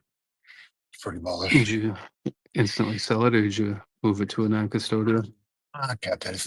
It wasn't enough for anything like that. I mean, it was it was bought 4 years ago, so you can imagine where it's at. Yeah, Hashpack's a good wallet for that. Hashpack for H bar because it's a pain in the ass to put on Ledger. Say is a pain in the ass to put on Ledger, and not very happy with Ledger actually because they give you like fucking not even a gigabyte of storage on the thing, so I can't even add any new apps to it. It's fucking dumb as hell. I got to buy another Ledger just to add if I wanted to. I'm maxed out on my apps, so like I can't even delete the H bar app because I wanted to add the TRX one. So I just want to have a little bag of that, and so I can't even add another app. So if I get another bag that I want to put on a Ledger, so I can't even add any more apps in my storage if I want to update it. I don't even know if I can do an update now. I saved a little bit of storage on it, so I might be able to do some more updates. But so who the hell sells you a fucking nearly $500 ledger with like a gigabyte of storage on it? Like, you guys couldn't. I would have like 9 apps on it. I think it's 8 or 9, and I'm maxed out. The storage is full. So I'm like, now if I want to put my Say or H bar or anything else on a ledger, I got to buy another ledger pretty much. Yeah, in my opinion, they weren't really designed for all that stuff. It was mainly just to store Bitcoin and Ethereum, like the EVM, a lot now, but like, yeah. And I mean, do you put NFTs No, on yours? absolutely not. I probably wouldn't even. Say, do not do that. Do not Yeah, do I feel that. like that would not end well, especially with the MPL 404. You probably put it on there and never get it back. I don't know. You need 50 ledgers just to have fucking 10 NFTs, probably. Yeah. I don't know. Yeah, I remember when I told you the other day on the phone, you got to do Oh, that yeah. too, because that's a freaking nightmare if you don't do that. Trust me, I literally almost had a heart attack a couple of years ago. Yeah, it'd be terrible. Yeah, it's just the worst feeling on the planet. I was like, I was gonna be that guy. Yeah, that'd be shitty. One of those horrible Bitcoin stories. You bullish on TRX at all? I did actually put a long one on that today. With some little 8 Like eggs spot on a bunch of things spot outside. bullish though, or no? No. What about time? I'm gonna be honest with you. I'm not spot bullish on anything much anymore until I don't know. Only because of how I perpetrate everything. Yeah, it's I just don't want to have all my eggs in one basket in case there was a black swan or something. So I'm like, oh, let me put a couple percent of the portfolio into this coin, a couple percent in this, a little bit in this. So that way, if something pops off, There's great. not one altcoin that I would own. Not one. I'm gonna bear again. I'm not doing it again. Oh yeah, Not one. Not doing it again. yeah. Hopefully, you don't get the bear for a few more months, but Yeah, I think next summer at best. But yeah, making a lot of different decisions this go around. you're gonna be well, that was the other question I was getting. All Bitcoin, pretty much all Bitcoin and stable, just to perpetrate in short. That was where I was getting to next earlier when I was mentioning the staking, because I know everybody likes to stable out when they think the bear is over. Are you bullish on stabling out and then staking the USDC to earn APY? Or are you bullish on any staking at all? Like I was mentioning.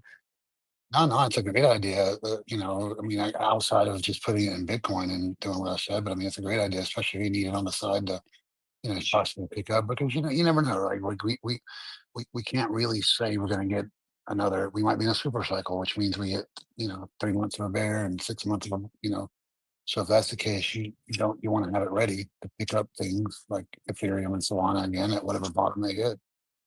So as long as there wasn't some long lock period, but there usually isn't with those stable coins.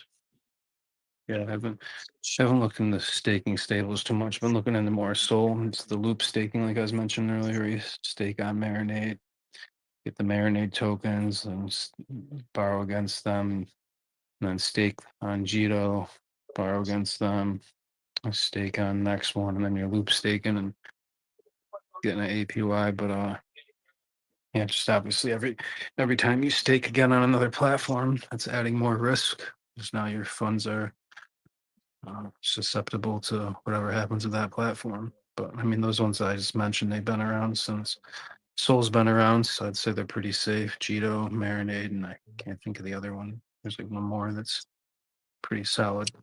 I'm pretty sure you can stake in the ledger. With that ledger Yeah, I live. seen that. I forget what it was called. Where is it? I forget the name of the company. It starts with an F that they use for that. But buy, sell, earn, get rewards on your crypto. Maybe it's here. Let's see. Start with an F. I forget the name of it, but I don't know. I don't want to click share right now. Fuck something up. But yeah, there was a staking option that they try to get you to do as soon as you start adding funds. It pops up on there, and let's see if this under the earn tab, if that's it. But yeah, I know Camino. A lot of people are bullish on Camino, Jito, Marinade. I think those are like the three biggest ones, and then that I would say are. I don't know how safe I would say they are, but they have billions of dollars staked or hundreds of millions staked on their platform. So probably fairly safe, I would say, but you never know. Definitely can't shut down. I remember last bull run BlockFi was you could borrow against just about everything. You could borrow against Ethereum, you could borrow against Bitcoin, you could borrow against anything on that platform. It had its own credit card. It was pretty dope, like everything you'd want. And then right before FTX, I think they basically collapsed. So it definitely can That's happen. when you said they actually let people get their funds off of it, though, right? You could, yeah, but it was arduous. That's scary.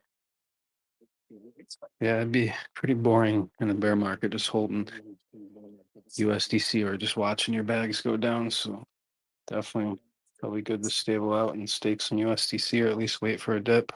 But I'm definitely not going to be sitting here in a bear market holding a bunch of bags that are going down, wishing I stabled out. I'd rather stable out and not catch the top than the. And you obviously don't stable out everything all at once. Stable out 10%, stable out another 5 if it keeps going up. Stable out DCA out just like you DCA in. Or you can be that person. Point out, Bitcoin out, borrow against it, buy some real estate, flip the real estate. I know a guy who did that. Allegedly. It's always This is the allegedly. way. And there's never inside info. It's called alpha. Forget that, people. Or you can get a picture of just in cars and videos. I'll be doing that all bear market. Yeah, I think I'm gonna go down to Sacramento and go to the fucking Lamborghini dealership. Then I'll go to the jewelry store. You know. Can you go to the cash page at the casino and ask them if you can take a picture with $100 grand wrapped in cellophane? Can you do that? I seen Slick Rick was gambling the other day. He was at the table while he was leverage trading.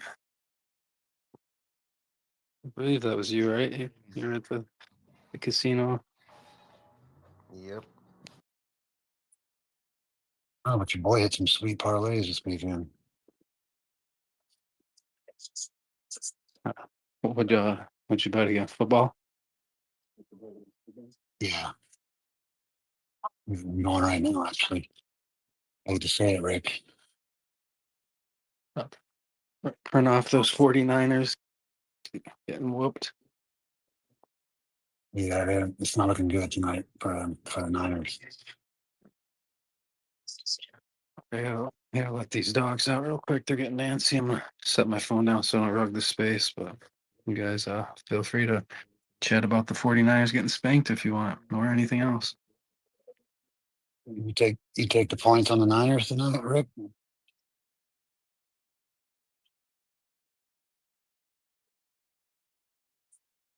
Ricky D. Rick's gone. He's mad as hell now.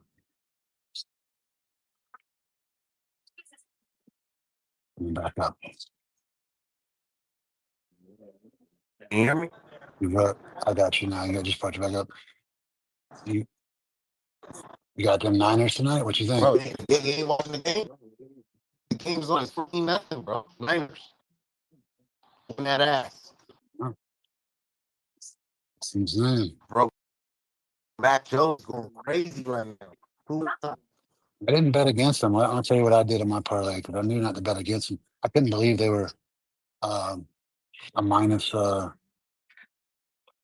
It was crazy, or plus 400. But I still didn't bet against them. I'll tell you what I took. Hold on. I just took the over on the points, I think. I took Stafford throwing over 240. I took the overall points at 43.5. That Stafford I- over 240 is not looking good. No, it's not. He got 24 yards. Yeah, not great. But it was just a small parlay. And then I also got Cody kicking 2 field goals. So you want to know what my favorite parlay pick is? The field goals. Every Yeah. would always get 2 pick. I would put 2 field goal kickers to kick 4 field goals. 4 more, 1.5 would always be Yeah. field goals. Yeah, that's the secret sauce. Detroit, I like to go with the Chiefs. And go with Baltimore. They score a lot of points. I like to go with them because if they get stopped, they're going to boot that ball. But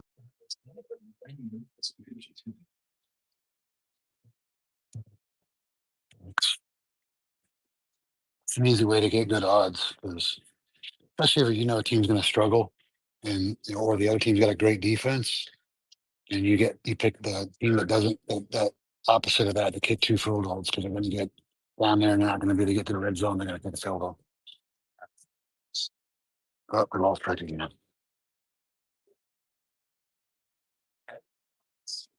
All right. Well, anybody else want to talk about football, Monsters, Halloween? Anything? I like that leverage trading thing you're doing with the alpha and showing people what's up. I know there's certain people I talked to that like made sure they stacked 10 Moonsters where they could get into that, and that sounds really bullish. It's exciting. It's good for the community, and they could help them invest more money into the project. Yeah, we just want everybody to win, and I mean, that's the goal. Like, because it's hard enough, right? So I think when you can compile, because nobody knows everything, right? And everybody has different ways they can trade, and it's definitely I'm going to trade much different than anybody else would because of the more you win, the more riskier you can get. So it's like but the basics of it don't change, and that's what we want to make sure everybody understands. No matter if you got $100 portfolio or $1 million portfolio, like your risk should be the same. Yeah, I think that's really solid too, and just some of the basics of running that the app, what the cross means, and just some of the basics. I know you can learn some of it on YouTube, but then also you're like looking at YouTube influencers that I know people will have a lot more trust in you than some jerk off on YouTube that may or may not be leading you in the right direction. Yeah, and just while we're waiting on Slow to get back, but like risk management is such a key thing, and that people don't really understand it because most people they're like, okay, I want to make this, I want to make that. But here's a easy way to do it. If you have $1,000, that's your whole portfolio, $1,000, and you should never be risking more than $10. But then you're like, well, wait, Sasquatch, how am I going to make any money if I'm only risking $10? You can put $100 trade in that'll make you $300, and you only risk $10 by putting your stop loss on a certain level, and that's the key. So, and that $10 represents 1% of your portfolio. So you can never be risking more than that, and that's what we're going to show you how to do. We're not saying that you can't use the money, but we're going to say if you're going to put $100 trade, which is 10% of your portfolio, we need to make sure you're only risking $10 if it goes the wrong way, and that's what risk management is. Yeah. Don't get in and over leverage yourself and use too much of your shit because once you get liquidated, then it's over, game over.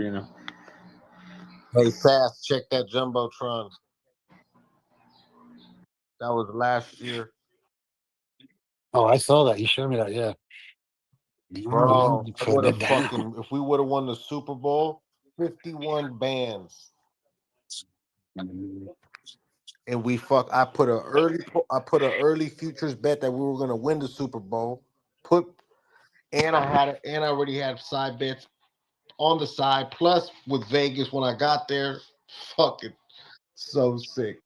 Dude, Cried my way. back one of the last times Conor McGregor fought in Vegas. I think it was not the it was the one where there was that big melee fight afterwards in Vegas. I was there with a few friends, and we had went in there and put a parlay in, and I was just kind of clowning around, and I had picked all kind of random shit, like nine or 10 different things, including McGregor to win the fight. And basically, it was like $100 was going to win 27,000 or something like that, and everything hit except Conor McGregor winning. Oh man. I was so mad. I was like, of all the times this little Irish bastard lets me down. Oh man, I would have been sick too, bro. Yeah, I've took some big L's, man. But you know what? I always say, fuck it, man. Without risk, there's no reward. I've took so many big ass L's, man. I still take them to this day. But fuck, I wouldn't have won as much neither if I fucking never took the risk, right? It's like what I'm saying. It's $100. Like, okay, it's like I don't drink, so this is bar tab that I didn't have to pay. So put it on that. Yeah, when I went to go play poker, man, I was rusty as fuck. I haven't played in like honestly like a good year. Been on this fucking Twitter crypto shit for so long. I haven't even been playing that shit. I used to play it all the time, 3 times a week. Then I stopped. I take it you didn't win. Nah, I lost 900. It's all right though. I was only there for a little bit, so I didn't lose that much. 900 is better than 9,000. Bro, the games I used to play were fucking crazy, bro. $500 bomb pots. Fucking the most I ever won in one hand, 56K. One hand. Is that at like in Cali at the casino? Watch, I'll show you. I got a video of it. Go ahead. 50,000 one hand poker. They love giving you those free drinks in the casino because they want you to make those impulsive decisions that you're not you're not using all your faculties. Sasquatch has it right. Go there not drinking where you can make the calculated decisions. Let's see this video, Slick. I don't believe it. Looking at Jumbotron. I don't need to lie, bro. There's no reason Just for me to messing lie. with you. I'm too grown for that, man. You know, there's He's a got lot of LARPers, but I'm humble, bro. I don't need to brag. I don't got shit. I'm poor, right? But what I'm saying is, it's the risk, right? Like, fuck. Who would have thought, right? I used to play huge games, bro. Like, but a lot of them were private games, like homes. You know, they're not. There was some, you know, in the casinos, but there's a lot. Once you get to those casinos and you're playing all the time, then those games lead to a lot of home games. And when you get to the home games, that's when you're in there with motherfuckers, other business owners, businessmen, a lot of them older, 50, 60, 70 years old, and they're just fucking papered up. You got hands, 20, $30,000 hands, you know, buy-ins, 5, 10 bands, you know, and they're chunking money like it's crazy. I work for a guy did parties Look from at the second video. You see, I win the 53, and then I got the payday. I got the payday, eating the payday. Count chips. Let's get it. Those like are good times. you're talking about private parties and stuff. Like this guy Antonio Estefari, and he has a bunch of people he hangs out with, like all these like the World Series of Poker people, and they throw parties and they have all these like private games and shit. And yeah, it's stupid money that's changing hands. It's crazy. Yeah, back in the day, I was traveling, I used to play online back when Durr and all those guys were on it. Play like 7 hands at a time. Yeah, crazy. That I guy, mean, You go around all that shit, fast. you remember Durr? Oh, bro, I was ate up with it. Hell yeah, I know you were. So I was ate up, and then they rugged the account, and I got rugged for like 50 bands whenever they got banned it or whatever they Yep, did. I know a lot of people that did. Bro, it is crazy because like even the games that I was playing, like in my mind, I'm like, this is fucking like, what am I doing here? Because you know, honestly, it's not like I'm just sitting on all this money to be gambling with this money, but I learned to play poker over a long period of time. You know what I mean? So I'm all right at it, right? But then you know a lot of it's luck. So then you go in there, you win a bunch of fucking money, and then they invite you to all their home games. And that's how it really just started. I just was like, what the fuck? How did I even end up here? You know what I mean? Like, what the fuck am I doing here? Like, these dudes got way more money. This big bank take little bank, you know what I mean? But I just stuck it out and we'll fight through it. And we fuck it. I won a lot of money, lost a lot of money, you know what I mean? But the thing about it is those ain't even big games, bro. Like it's crazy because when you immerse yourself in that poker world, bro, these fools are playing crazy games, bro. Like Fire knows because he's out there in Vegas. You know how many underground side fucking high stakes $100,000 buy-in fucking things there is on the side. You know what I mean? It's crazy. These dudes are throwing private fucking parties at their house, and they're they're serving you. They got massages. They got fucking people to feed you. They don't want you to ever leave. They want you right there. But you go there and you're gonna pay a lot of money to get into that game. You know what I mean? You're gonna pay a lot of money, but you can win a lot of money too. I'm talking like, what the fuck? How did I win all this money? So gotta try to take a risk. That's why I got scars on my nuts. Used to be scabs, right? Because I just let them hang so low and I just fuck it. Win, lose, or draw. Take it, we go scrape until we fall, right? Got them nice and built up those calluses. Hey, Saz, I'm gonna put you on some good. You know, I used to be a ticket too, right? I'm fucking good at NFL, bro. We gonna get on here. We gonna do some strategizing. We gonna pick. So, you ever do snake bets? I do not. I stay out of the casino and I stay away from the sports betting. Snake bet. You know what a snake bet is, right?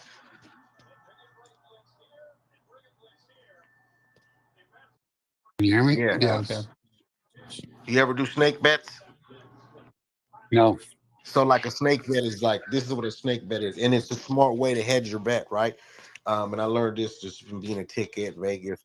I mean, maybe, but You I may be probably wrong do. for us. So We'll what I see would you do say. is right whenever I do my teams, right?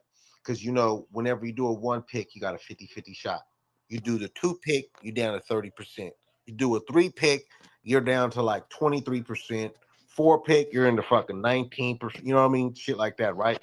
But when you have four strong, you know, I never really go over honestly three, right? Three. I never do more than three picks. But sometimes I'll do four. But what I mean is, so my strongest pick, right? So let's just say you love the fucking Jags, right? That day versus the Niners. Your number one pick, you're gonna put $1,000 on it, right? And well, let's just say you put $1,200 on it, right? That pays out 1,000. Okay. Then if you hit that one pick, right? Now you're free rolling with $1,000, right? So what do you do with that $1,000? You're gonna add that one pick, right? And then you're gonna put it to your next strongest two pick. So now your one pick and your two pick, your one pick's already in, right? And then now you wait for your two pick. So what you do is you're gonna put 500 on the two pick, right? So once you hit the one and the two pick, now you're free rolling all the way. And then if the three and the four pick hit, it's just a way to fucking smack the fucking bookie, but at the same time make your odds better and hedge yourself. Yeah, yeah. There's something similar, especially on UFC. So I know like what you're talking about. I know nothing. That's all I know. You know what you can do that on also, Rick, is like golf tournaments because it's wild. They let you bet on the last day on a 4-day tournament, so you can see like the top 5 people they think is going to win. It's literally I don't Yeah, even you're a understand why they allow you to geekhead, do this, bro. Who's betting on golf? What is the truth? bro. You can print. Here's why you can print on it because you, by the time you get to the fourth day, the chances are one of those 5 people is going to win. So you can literally hedge them very easily and make an automatic $1,000. Like it's crazy. Of course, you got to risk like 4 to do that, but it's like it works every time. Sasquatch is over here. He's betting on table tennis. He's betting on fucking badminton, bobsledding. I'm betting on kickball. I'm betting on kickball. The fucking middle school dodgeball. Fucking betting on it all. You ain't betting on Juvie. Short and juvie. Max fucking leverage, short and. I did get a nice Moonster. All the space was fired up. Double prismatic chain. Fucking white base. Crystals. Purple eyes. Theme base. Pretty clean one. Thank you to the Jeep that got rid of that one. A couple nice Moonsters today. Yeah, 4. Never have enough Moonsters, but well, I had to pick a winner for a Moonster anyway, since I got some new Moonsters today, and I think I'll pick them in a little bit. I'll pick the person in a little bit. We haven't heard from a couple people yet. Let's take it over to the governess. Governess, how you doing? Hey, Soul Saver. I'm doing well. How are you? Not too bad. Not too bad. Did you get the dungeon ready for Meow and Wolf? Yeah, it's nice and ready for their arrival. nice and cold down there. Dark and dingy. You got the chains already attached to the wall, No, ready for their. I still got to do that.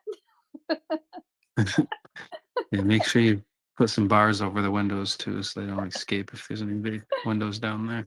Yeah, thanks for reminding me. I forgot about that. The plywood might not be enough. Wolf's been training, so you need those bars too. Reinforced steel is a must. Yeah, we'll have a great time. I'm sure. We'll make sure we post some pictures so you guys can see all of our shenanigans over here. Don't let Meow post any pictures of those fucking the finger smudges on the camera lens and she's calling them ghosts. You know, we want to see real ghosts, not fingerprints on the lens. Well, we're not going to any haunted houses or insane asylums, so I don't know that we're going to see any ghosts. But and our haunted walk is in the daytime, so we're probably not going to see many ghosts. But Well, you never know what you're going to see at the Renaissance Festival. You just never know what you're going to see there. I'm sure Meow will find a way to doctor up a photo with a fingerprint.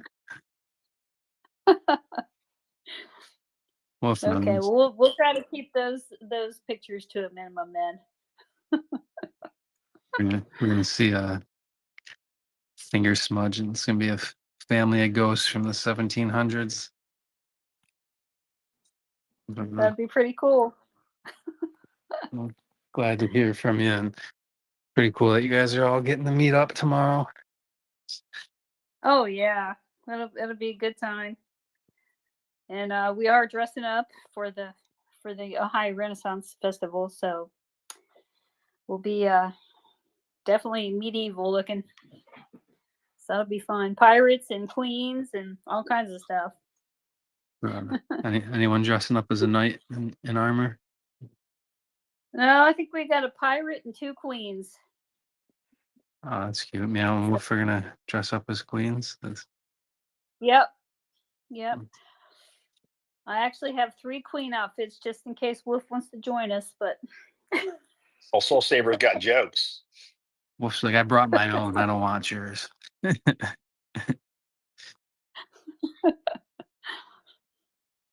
Glad to hear from you, Tree. yeah, hey, and I love the new merch. I can't wait for that. You're getting me excited. Maybe I'll go back to the gym. Get a new gym bag, sport my new gym bag, I'll go to the gym. That's what I was thinking too. If I'm getting this gym bag and the shaker bottle and all this stuff, it's gonna be kind of hard to not go to the gym. Can't just have Right. Can't just have it and not use it. Yep. And I did want to say thank you for saying the prayer at the beginning, because we all have a lot to be thankful for. So thank you for doing that. Absolutely. Got to give thanks to the man up above. If it wasn't for him, I Absolutely. wouldn't be here. So definitely blessed to have this community and this opportunity and just to be alive. So shout out to the big man. Mentioning of people that we haven't heard from yet. 1 second, I'm multitasking, making sure I don't get outbidded. All right, good. Prevail, how you doing? Yo, what's going on, Soul Man? Doing good, brother. How you been? Pretty good, pretty good. Well, I'm liking the PFP, looking badass. Yes, sir. Yes, sir. Hey, man, guys, if you ain't got a Moonster yet, I don't know what you're waiting for. We stacking them. We stacking them. That's what we do. Make sure you get over and get your Moonster now. You've already gave the warnings, hadn't you, Soul? Damn, how many warnings you got to give? I don't know. It's never ending. You give them warnings, they don't listen, and then they wonder why they're not winning. So, Damn. I'm loving the Hell, if you don't mind mask. me asking, why they call you the Gobbler? That's right, baby. We gobbling it up. Gobble, gobble, gobble, gobble, gobble. That's what we do. We gobble it up. We gobble the stuff up that we got conviction in. That's what we do. The conviction Just, gobbler. just went from Halloween to Thanksgiving in 2 seconds.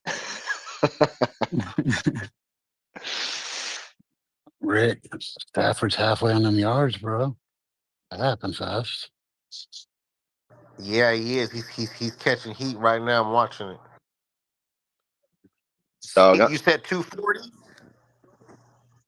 Yeah, Let's go. he's got Give him 105 already. He had 241. 20 Give him left. 241. Oh, I need you guys to kick some field goals though. that's about the only points the Carolina Panthers are probably going to score this season is field goals. So screw the NFL right now. Screw the Panthers. My team sucks. That's where we're at. We It's appreciate you crazy. letting us have McCarthy. Oh yeah, I know. Cap, Yep, you know we're cap good. there. We're good at giving away our best players for for draft picks that do us no good. You know that's what we do. Welcome to Carolina, baby. You know, technically a panther and a jaguar is pretty much the same animal. True. Oh, Jacksonville. I forgot that was even a team. Are they any good? I'm sorry, what did you say? I forgot, Jack. Because it sounded like you just asked if the Jaguars were a good team. But I'm gonna act like that's not what I just heard. No, I I forgot thought those. you was a Dolphins fan, bro. I just threw up a little bit in my mouth when you said that. You ain't Dan Marino, Ray Finkel, the laces were out. Hell no, bro. Hell no. And the only player they had on the team that was worth a damn just had knee surgery, so they're done. I mean, it was so bad. Their number one running back was happy. Well, okay, here's a better way to put it. What Tua is so bad, the quarterback, and that coach. That coach is just ridiculous. Like he's ridiculous. But it's so bad that if you watch the footage of that running back getting taken off the field on that golf cart, he was literally happy. You look at him and tell he's like, "Dad, thank God I got my bonus.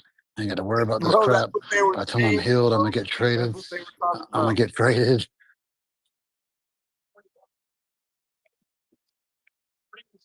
Yeah, no other explanation to why he was happy getting carted off that field. It's like I ain't got to play with Tua no more. How many teams does Florida have? There's 3, right? Yeah, I'm gonna be honest with you. If Dolphins won the Super Bowl, you wouldn't be able to tell South Florida nothing, right? It's bad enough that we won back-to-back Stanley championships in South Florida, which is crazy. Like the Canadians can't even stand us anymore. But if the Dolphins were to win, like you'd have to fight everybody in South Florida if you told them they weren't the baddest people in the world. And the Miami Marlins and the Tampa Bay, like seems like every Florida team prints. So Jaguars. Jaguars are cooking, baby. You just ask Rick. Oh my gosh, we beat ourselves, bro. We threw 4 interceptions.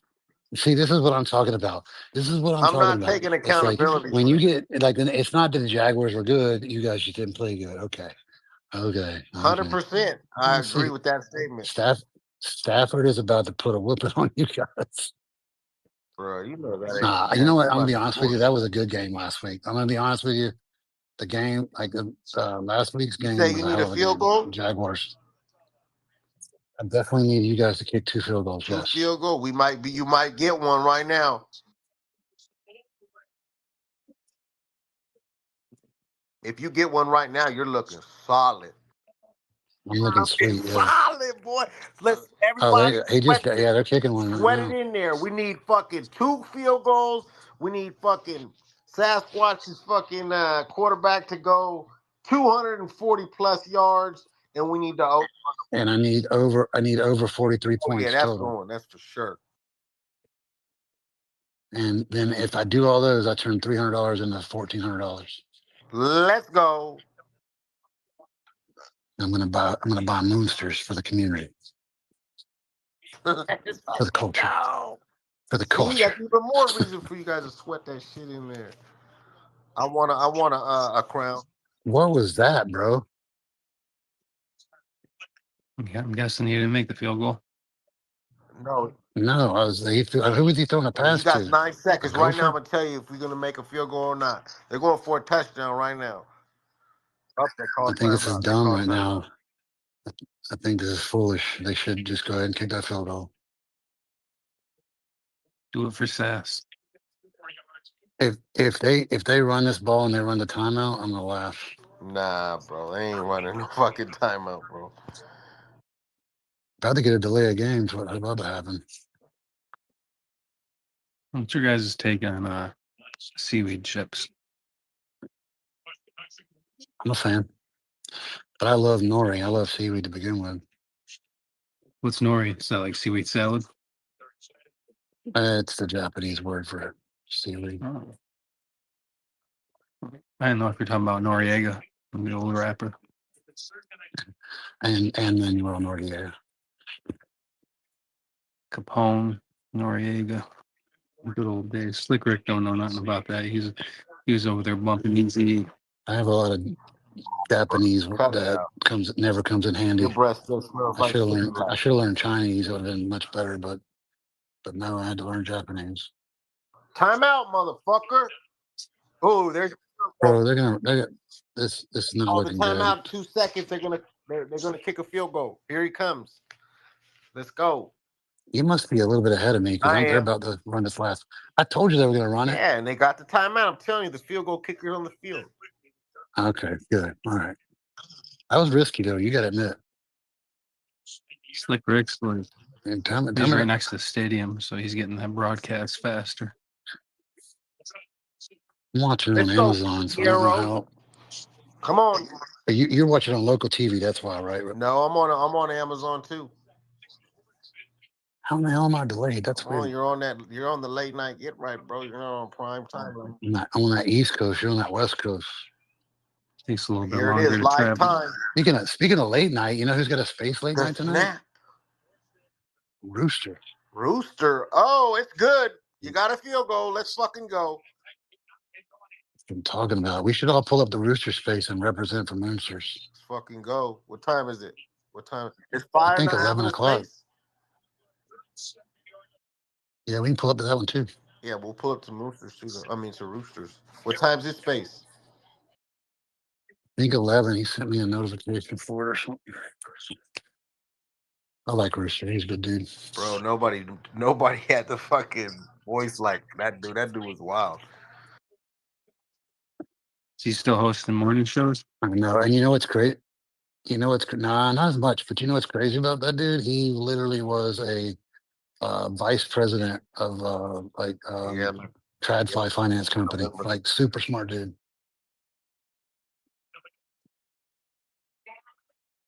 Yeah, so at 2:31. We're going to 0, folks. It's game over, Rick. I'm about to watch that long. Man, It is going to be interesting. I have a feeling we're going to make a move on the weekend and create a new CME gap, which is on brand for Bitcoin. I got my headphones on, bro. You know how many people told me? I'm going to tell you right now. Here's the alpha.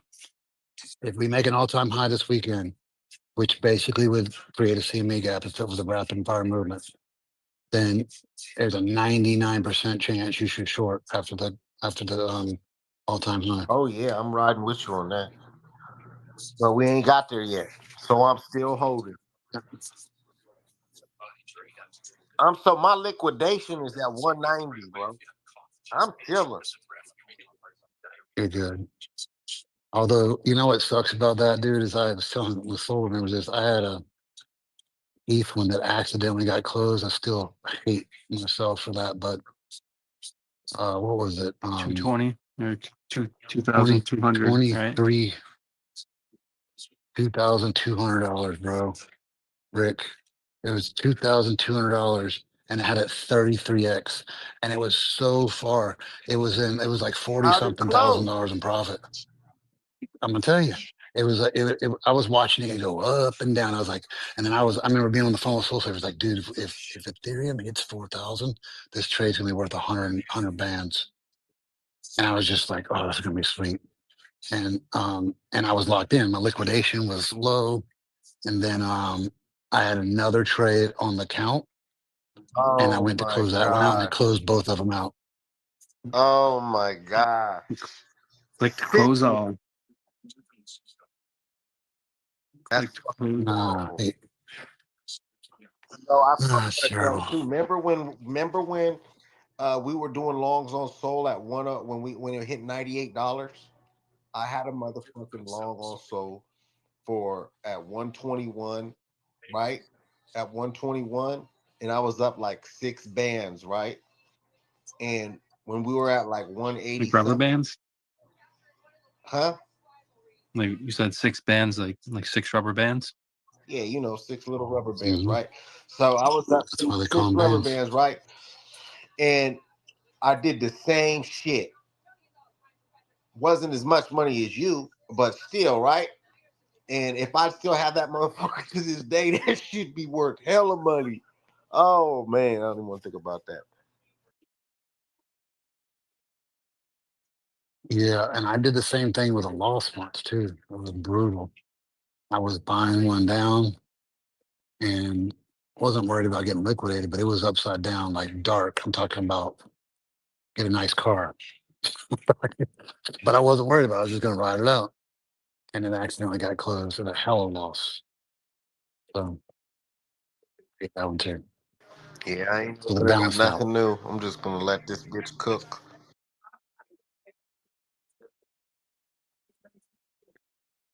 We haven't heard from Mr. Down Under yet. How's it going, Joel? He's probably working right now. He might not be able to.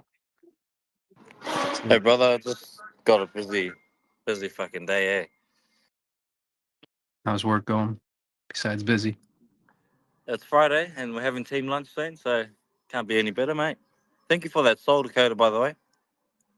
No problem, man. Did you end up getting it set up and running? I set up the Astor one, the Meteor one. It's too much for me right now. So I'll just see how that goes.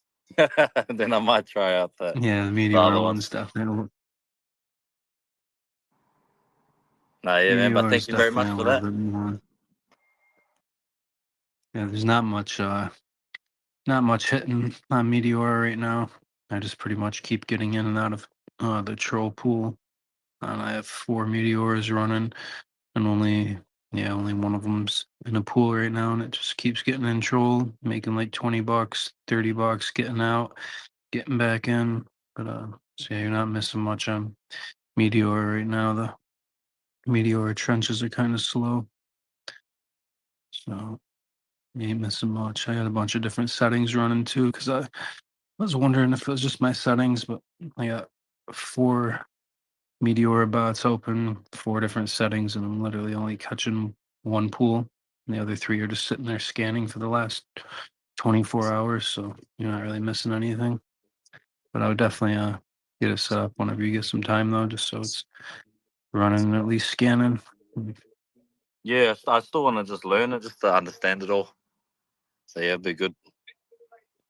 Yeah, the easiest thing to do at first is just choose the preset settings, just get the virtual server set up, sign up for the free node, put like 1, 2, 3 soul, whatever you feel like sparing into the wallet, connect the wallet, and then just use the preset basic setting and run it.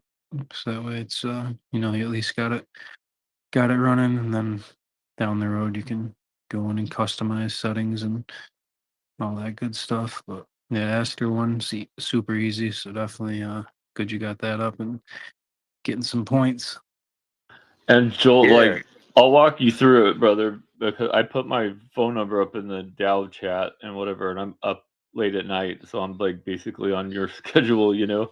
So when you're off or whatever, if you want to do it, it's a lot easier with someone just walking you through it. Sweet, brother. Thank you for that. Hope you all have a good night. Mm-hmm. Hey, you guys see that Donald Trump's talking about giving out another stimmy check from the tariffs, another 2 bands for everybody.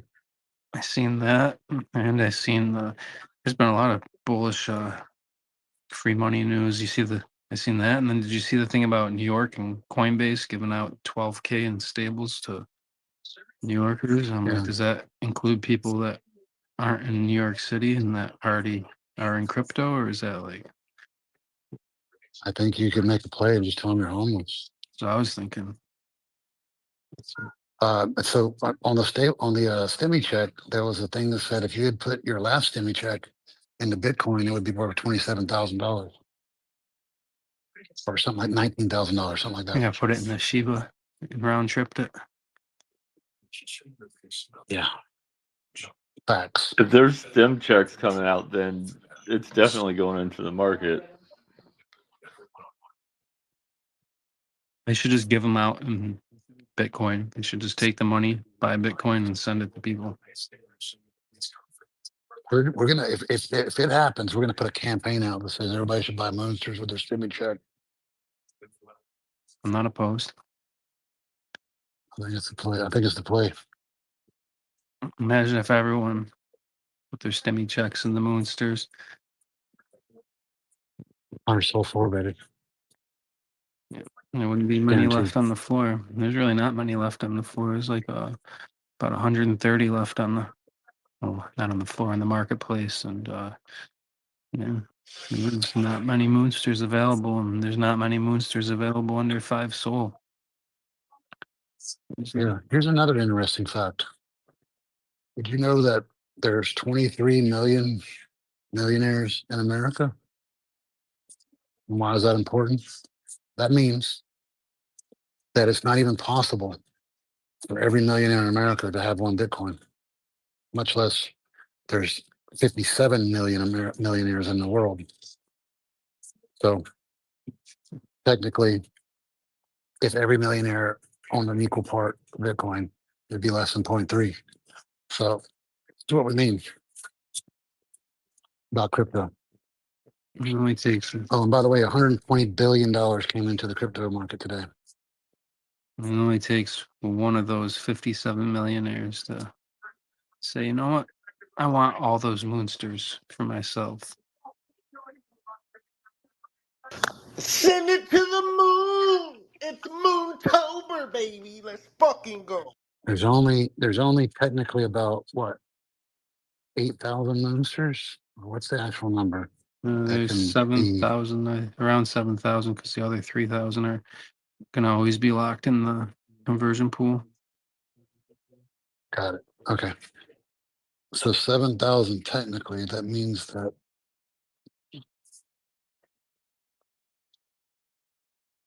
having a Moonster is pretty rare. When you consider there's 360 million people in America.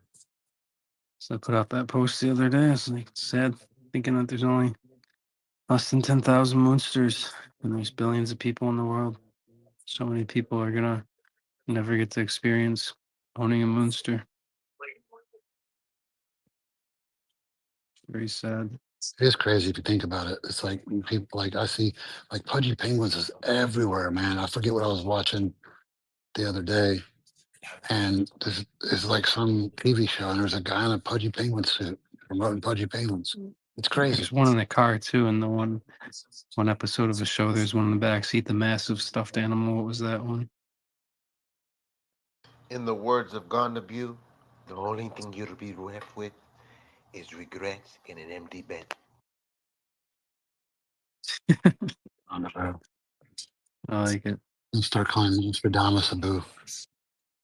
Tried to tell you your girlfriend was going to leave you. He tried to tell you. We are coming up on 3 hours. We just had Rossi join us, so we'll say what's up to Rossi. Then I got to pick a winner for Moonster, and then we're wrapping this thing up so I can get some shit done and go to sleep. What's up, Rossi? Hello. I've been on How's it going, man? It's going well. I've been on these calls for a while, so I figured I guess finally introduce myself to you.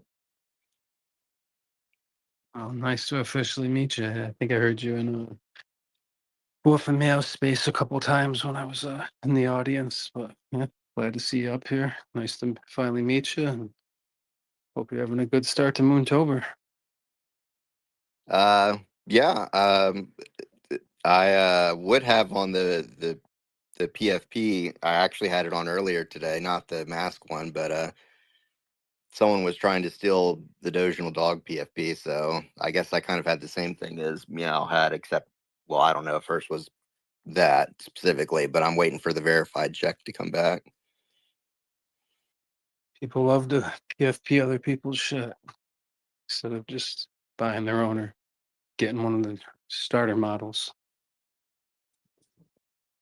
That's how it goes. When you got cool shit, other people want it. The one thing I did want to ask you, how's your Aster point farming going? I just want to know if I'm like, so I'm at like 25, 26 or 2,600,000 or 2,500,000. I have not checked in a few days. Last time I looked, I know I had, let me see on this account. I don't really, this one I'm not farming on. This one I'm actually just opening positions normally, but let me see since I'm logged into it. I have, refresh this page. Let's see. Where the fuck are the points? This one's got 2,800,000.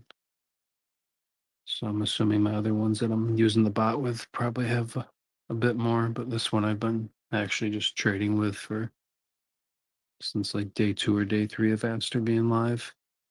I got I 4. was actually, What are you go saying? ahead. And I was just saying that I found out that like trading on like you have to be careful, but like I was trading on higher margins, just um watching the trends, and you could get it a lot faster because the bot has that like 6-minute cooldown or whatnot. If you do that, but it's obviously dangerous. Yeah, I think I got all my bots at the 10x. And I'm doing since they got the new feature out where you can what is it called? Let me open it up. It's called the I forget the name, like Delta neutral mode, where you put in like $100 long and $100 short at the same time. You can do that. I've just been doing the Delta neutral for the last 2 days. Before I was doing just 2 long accounts, 2 short accounts, so they'd even out. But now you can do the Delta neutral. So I got 4 Delta neutrals running with 10x leverage on each one.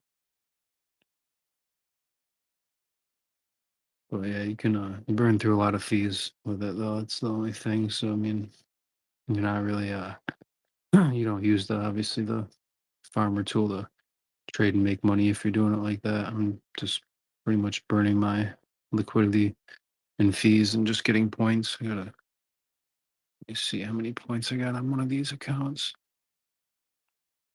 You said you're up to 2 million. I'm at like 2.25 or 2.6. I'm not at the computer right now, but you should know because I think you get 10% of mine as a referral code. So you should know well, I don't know which one you're Well, on, but you should see him. yeah, it doesn't show anyone's name. It just shows wallet numbers, like the first couple and the first last digits of wallets. So it doesn't show anyone's name. And it may not have updated because I think it's going through an update right now too around this time. Like it refreshes the numbers. Yeah, I think they only do that like every few hours, every 24 hours. But yeah, so you gotta wait for those updates as well. But yeah, let's see. Yeah, not bad. A little over 2 million on this one. So yeah, I got 4 of them. Team's almost at next level, will be at 1.2x boost. So that's good. Are you using USDF as collateral or Aster BNB? Or are you using As this, USDT? I was using USDF for initially, but then I swapped it to the Aster BNB. Only reason is because it said you can only use, I think, 90% of the margin on the BNB, but it was saying that it gave like a higher APR, which really doesn't matter for the short time we're doing it, but it said it also qualified for other airdrops or rewards, and I just, just in case. Yeah, it's the same. I did one USDF, one Aster BNB, and then I have three. One that I'm actually trading manually, and then that are all using USDT. So there's 3 USDT, 1 USDF, and 1 Aster BNB for that same reason you mentioned too, in case there's special perks or rewards that they decide to do for the people using Aster BNB. But we'll But it see. just started giving out the points for that like yesterday, or at least I just noticed that it just unlocked, and the points aren't very high for the using of the margin for USDF and Aster BNB. If you look at the point breakdown, like it just opened up. It used to just be like a slash, and now it opened up, and I don't know. You should have like, if you're using it, a few thousand there. Yeah, I see. It's got about 3,000, so yeah, pretty useless. Pretty good waste of time, but maybe they'll, like I said, they might do special airdrops or rewards for the people using those. So hopefully the reward's not a couple thousand points and actually a real reward. That'd be cool.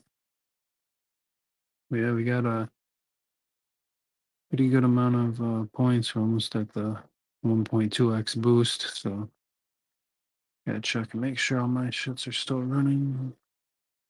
That they are. I think we got I know they mentioned before October 5th was something, one of the seasons was ending, but then I've seen something saying November or something. It was like when they're doing the airdrop. So I don't know if there'll be another season after this one until the airdrop or how that all works. Gotta do some more reading, but Oh, really? Was it that? I thought the dates were October 5th is when this season ended, and October 17th was the airdrop for it. And then the and next season starts November. At least that's what I thought, but I could have misread.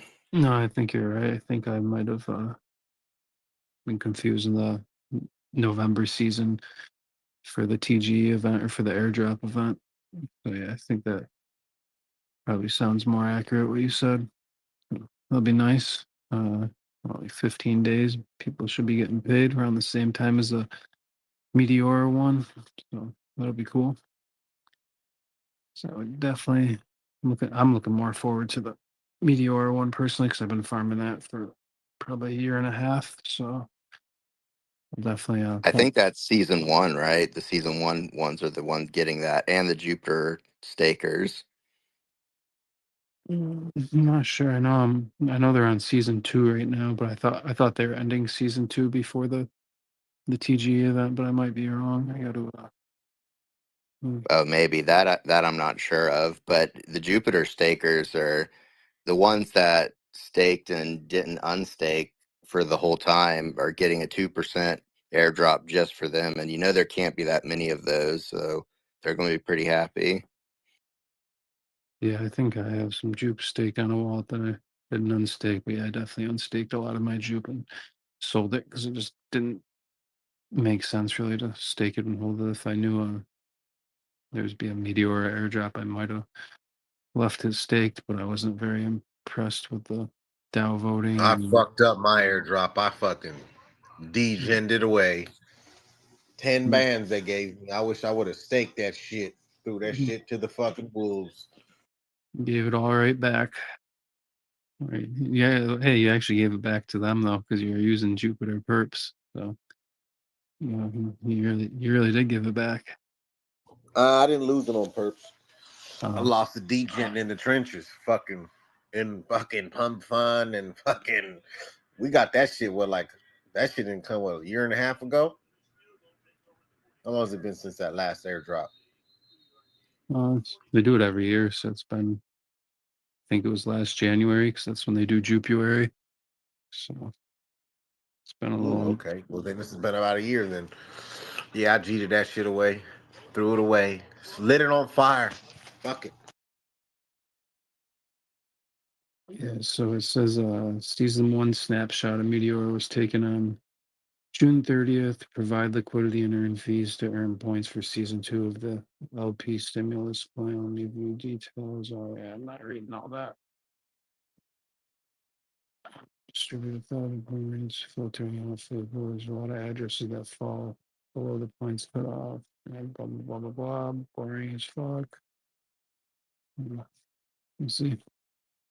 I know I got 30 million points from season 1 and from 2024, but I think my season 2 will be bigger than both of those, I'm hoping. So we'll see what it gets me. Only time will tell. But I do got to pick a winner for Free Moonster NFT. Thinking tonight's winner, there's going to be a winner for something every day for the month of Moontober. Be multiple winners for multiple different things some days, but for tonight we're giving away a Moonster, and that Moonster is going to tough decision. I'm just kidding, it's not a tough decision. I already picked. It's going. Why are you throwing hearts up, Wolf? You thinking you want a Moonster or something? He's throwing hearts up like he won a Moonster, and he's damn right he did win a Moonster. It's going to Wolf. He already knew he was gonna win it. He's throwing up hearts like he won something, but I already had picked that about an hour ago. So, congrats, Mr. Wolf, on the nice Moonster. Fucking love it. See, we got Bobby joining us. Oh, where'd Bobby go? Try bringing him up. He had a cool different mask I haven't seen yet, but I think we lost him. But yeah, Wolf, just shoot me a DM on TG with the Eddie you want it sent to. I will do that. Thank you, sir. No problem. Thank you for being a dope fucking person and staple in this community. All right. We are let's say what's up to Bobby since Bobby just joined us. Bobby, I'm liking the mask. Looking pretty fucking cool. How's it going?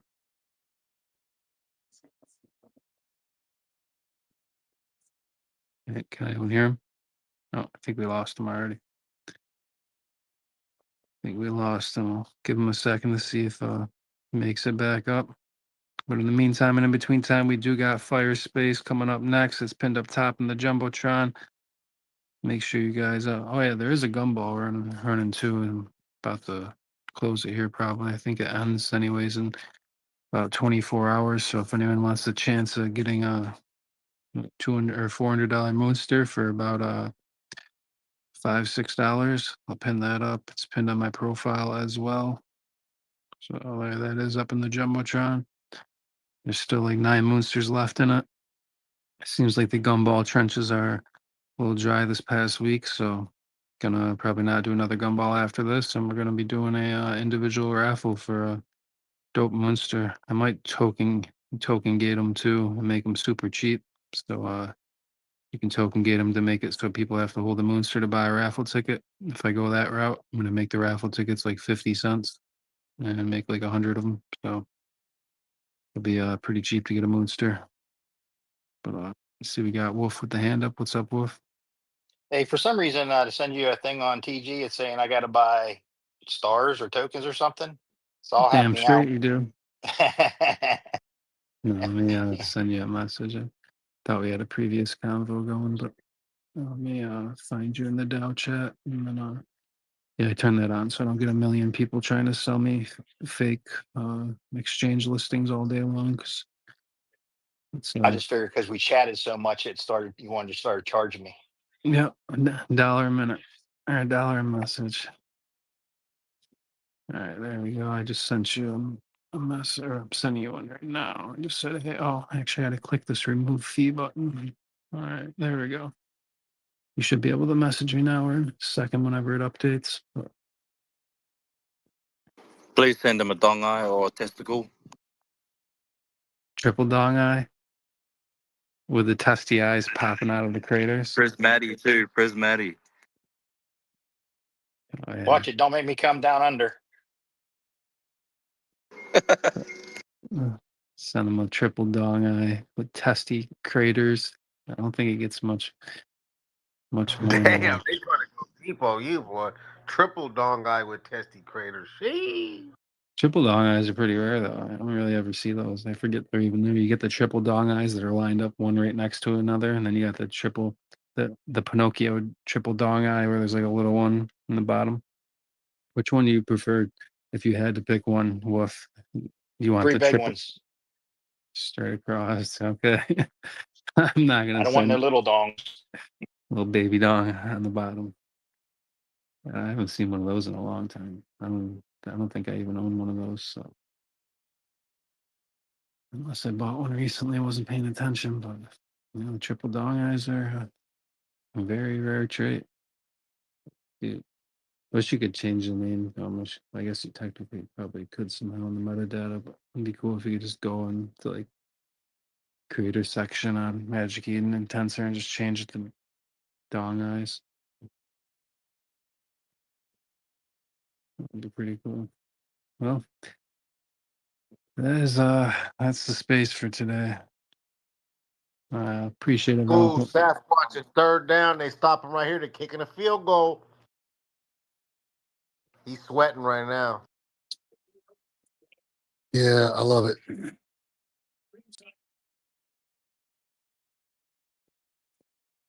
Is that the second one that you need? Yep. Oh boy. But look, it's third and goal. It's third and goal, and they're on the 3-yard line. They're going right now. See, if they don't score right here, they go kick a field goal. I need it. I need it so bad. Come on, miss it then. Fuck it, my own team. I'm sweating them dead. I need to either go back and test this 200 again, or to go down at least to the 0. I think they're going to go for it on fourth, though. They're so far ahead.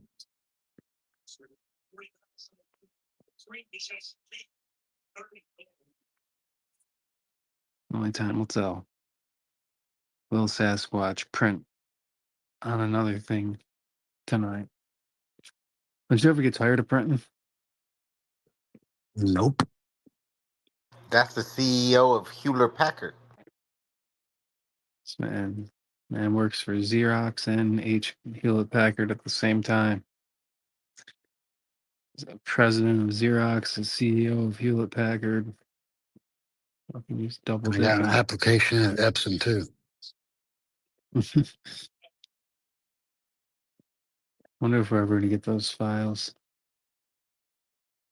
It's crazy. Still haven't gotten them. They stopped them. They stopped them. Uh-oh. Release the Fucking Matt files? Jones is hurt, bro. Oh, my gosh. We're fucked. No, he's good. He's just taking a break real quick. He just probably doesn't feel like getting up. All right, well, we're going to wrap this fucking space up. It's been 3 hours. Happy Moontober, everybody. I think Fire Space is fired up. It's pinned up top in the jumbo. It's 1 or 2 posts over or something, I think. Let me see. Find it. It's not up there anymore. I don't know where the fuck it went. 1 second. Fire. There we go. And Chrome Mask is badass. All right. Fire Space is now pinned up in the jumbo. We will be migrating over there that way. It's live. Make sure you got your hockey mask on. Make sure you got that Moonster rocking with a nice mask. And we'll see you guys over there. Stay tuned, stay mooned. Have a great rest of your night.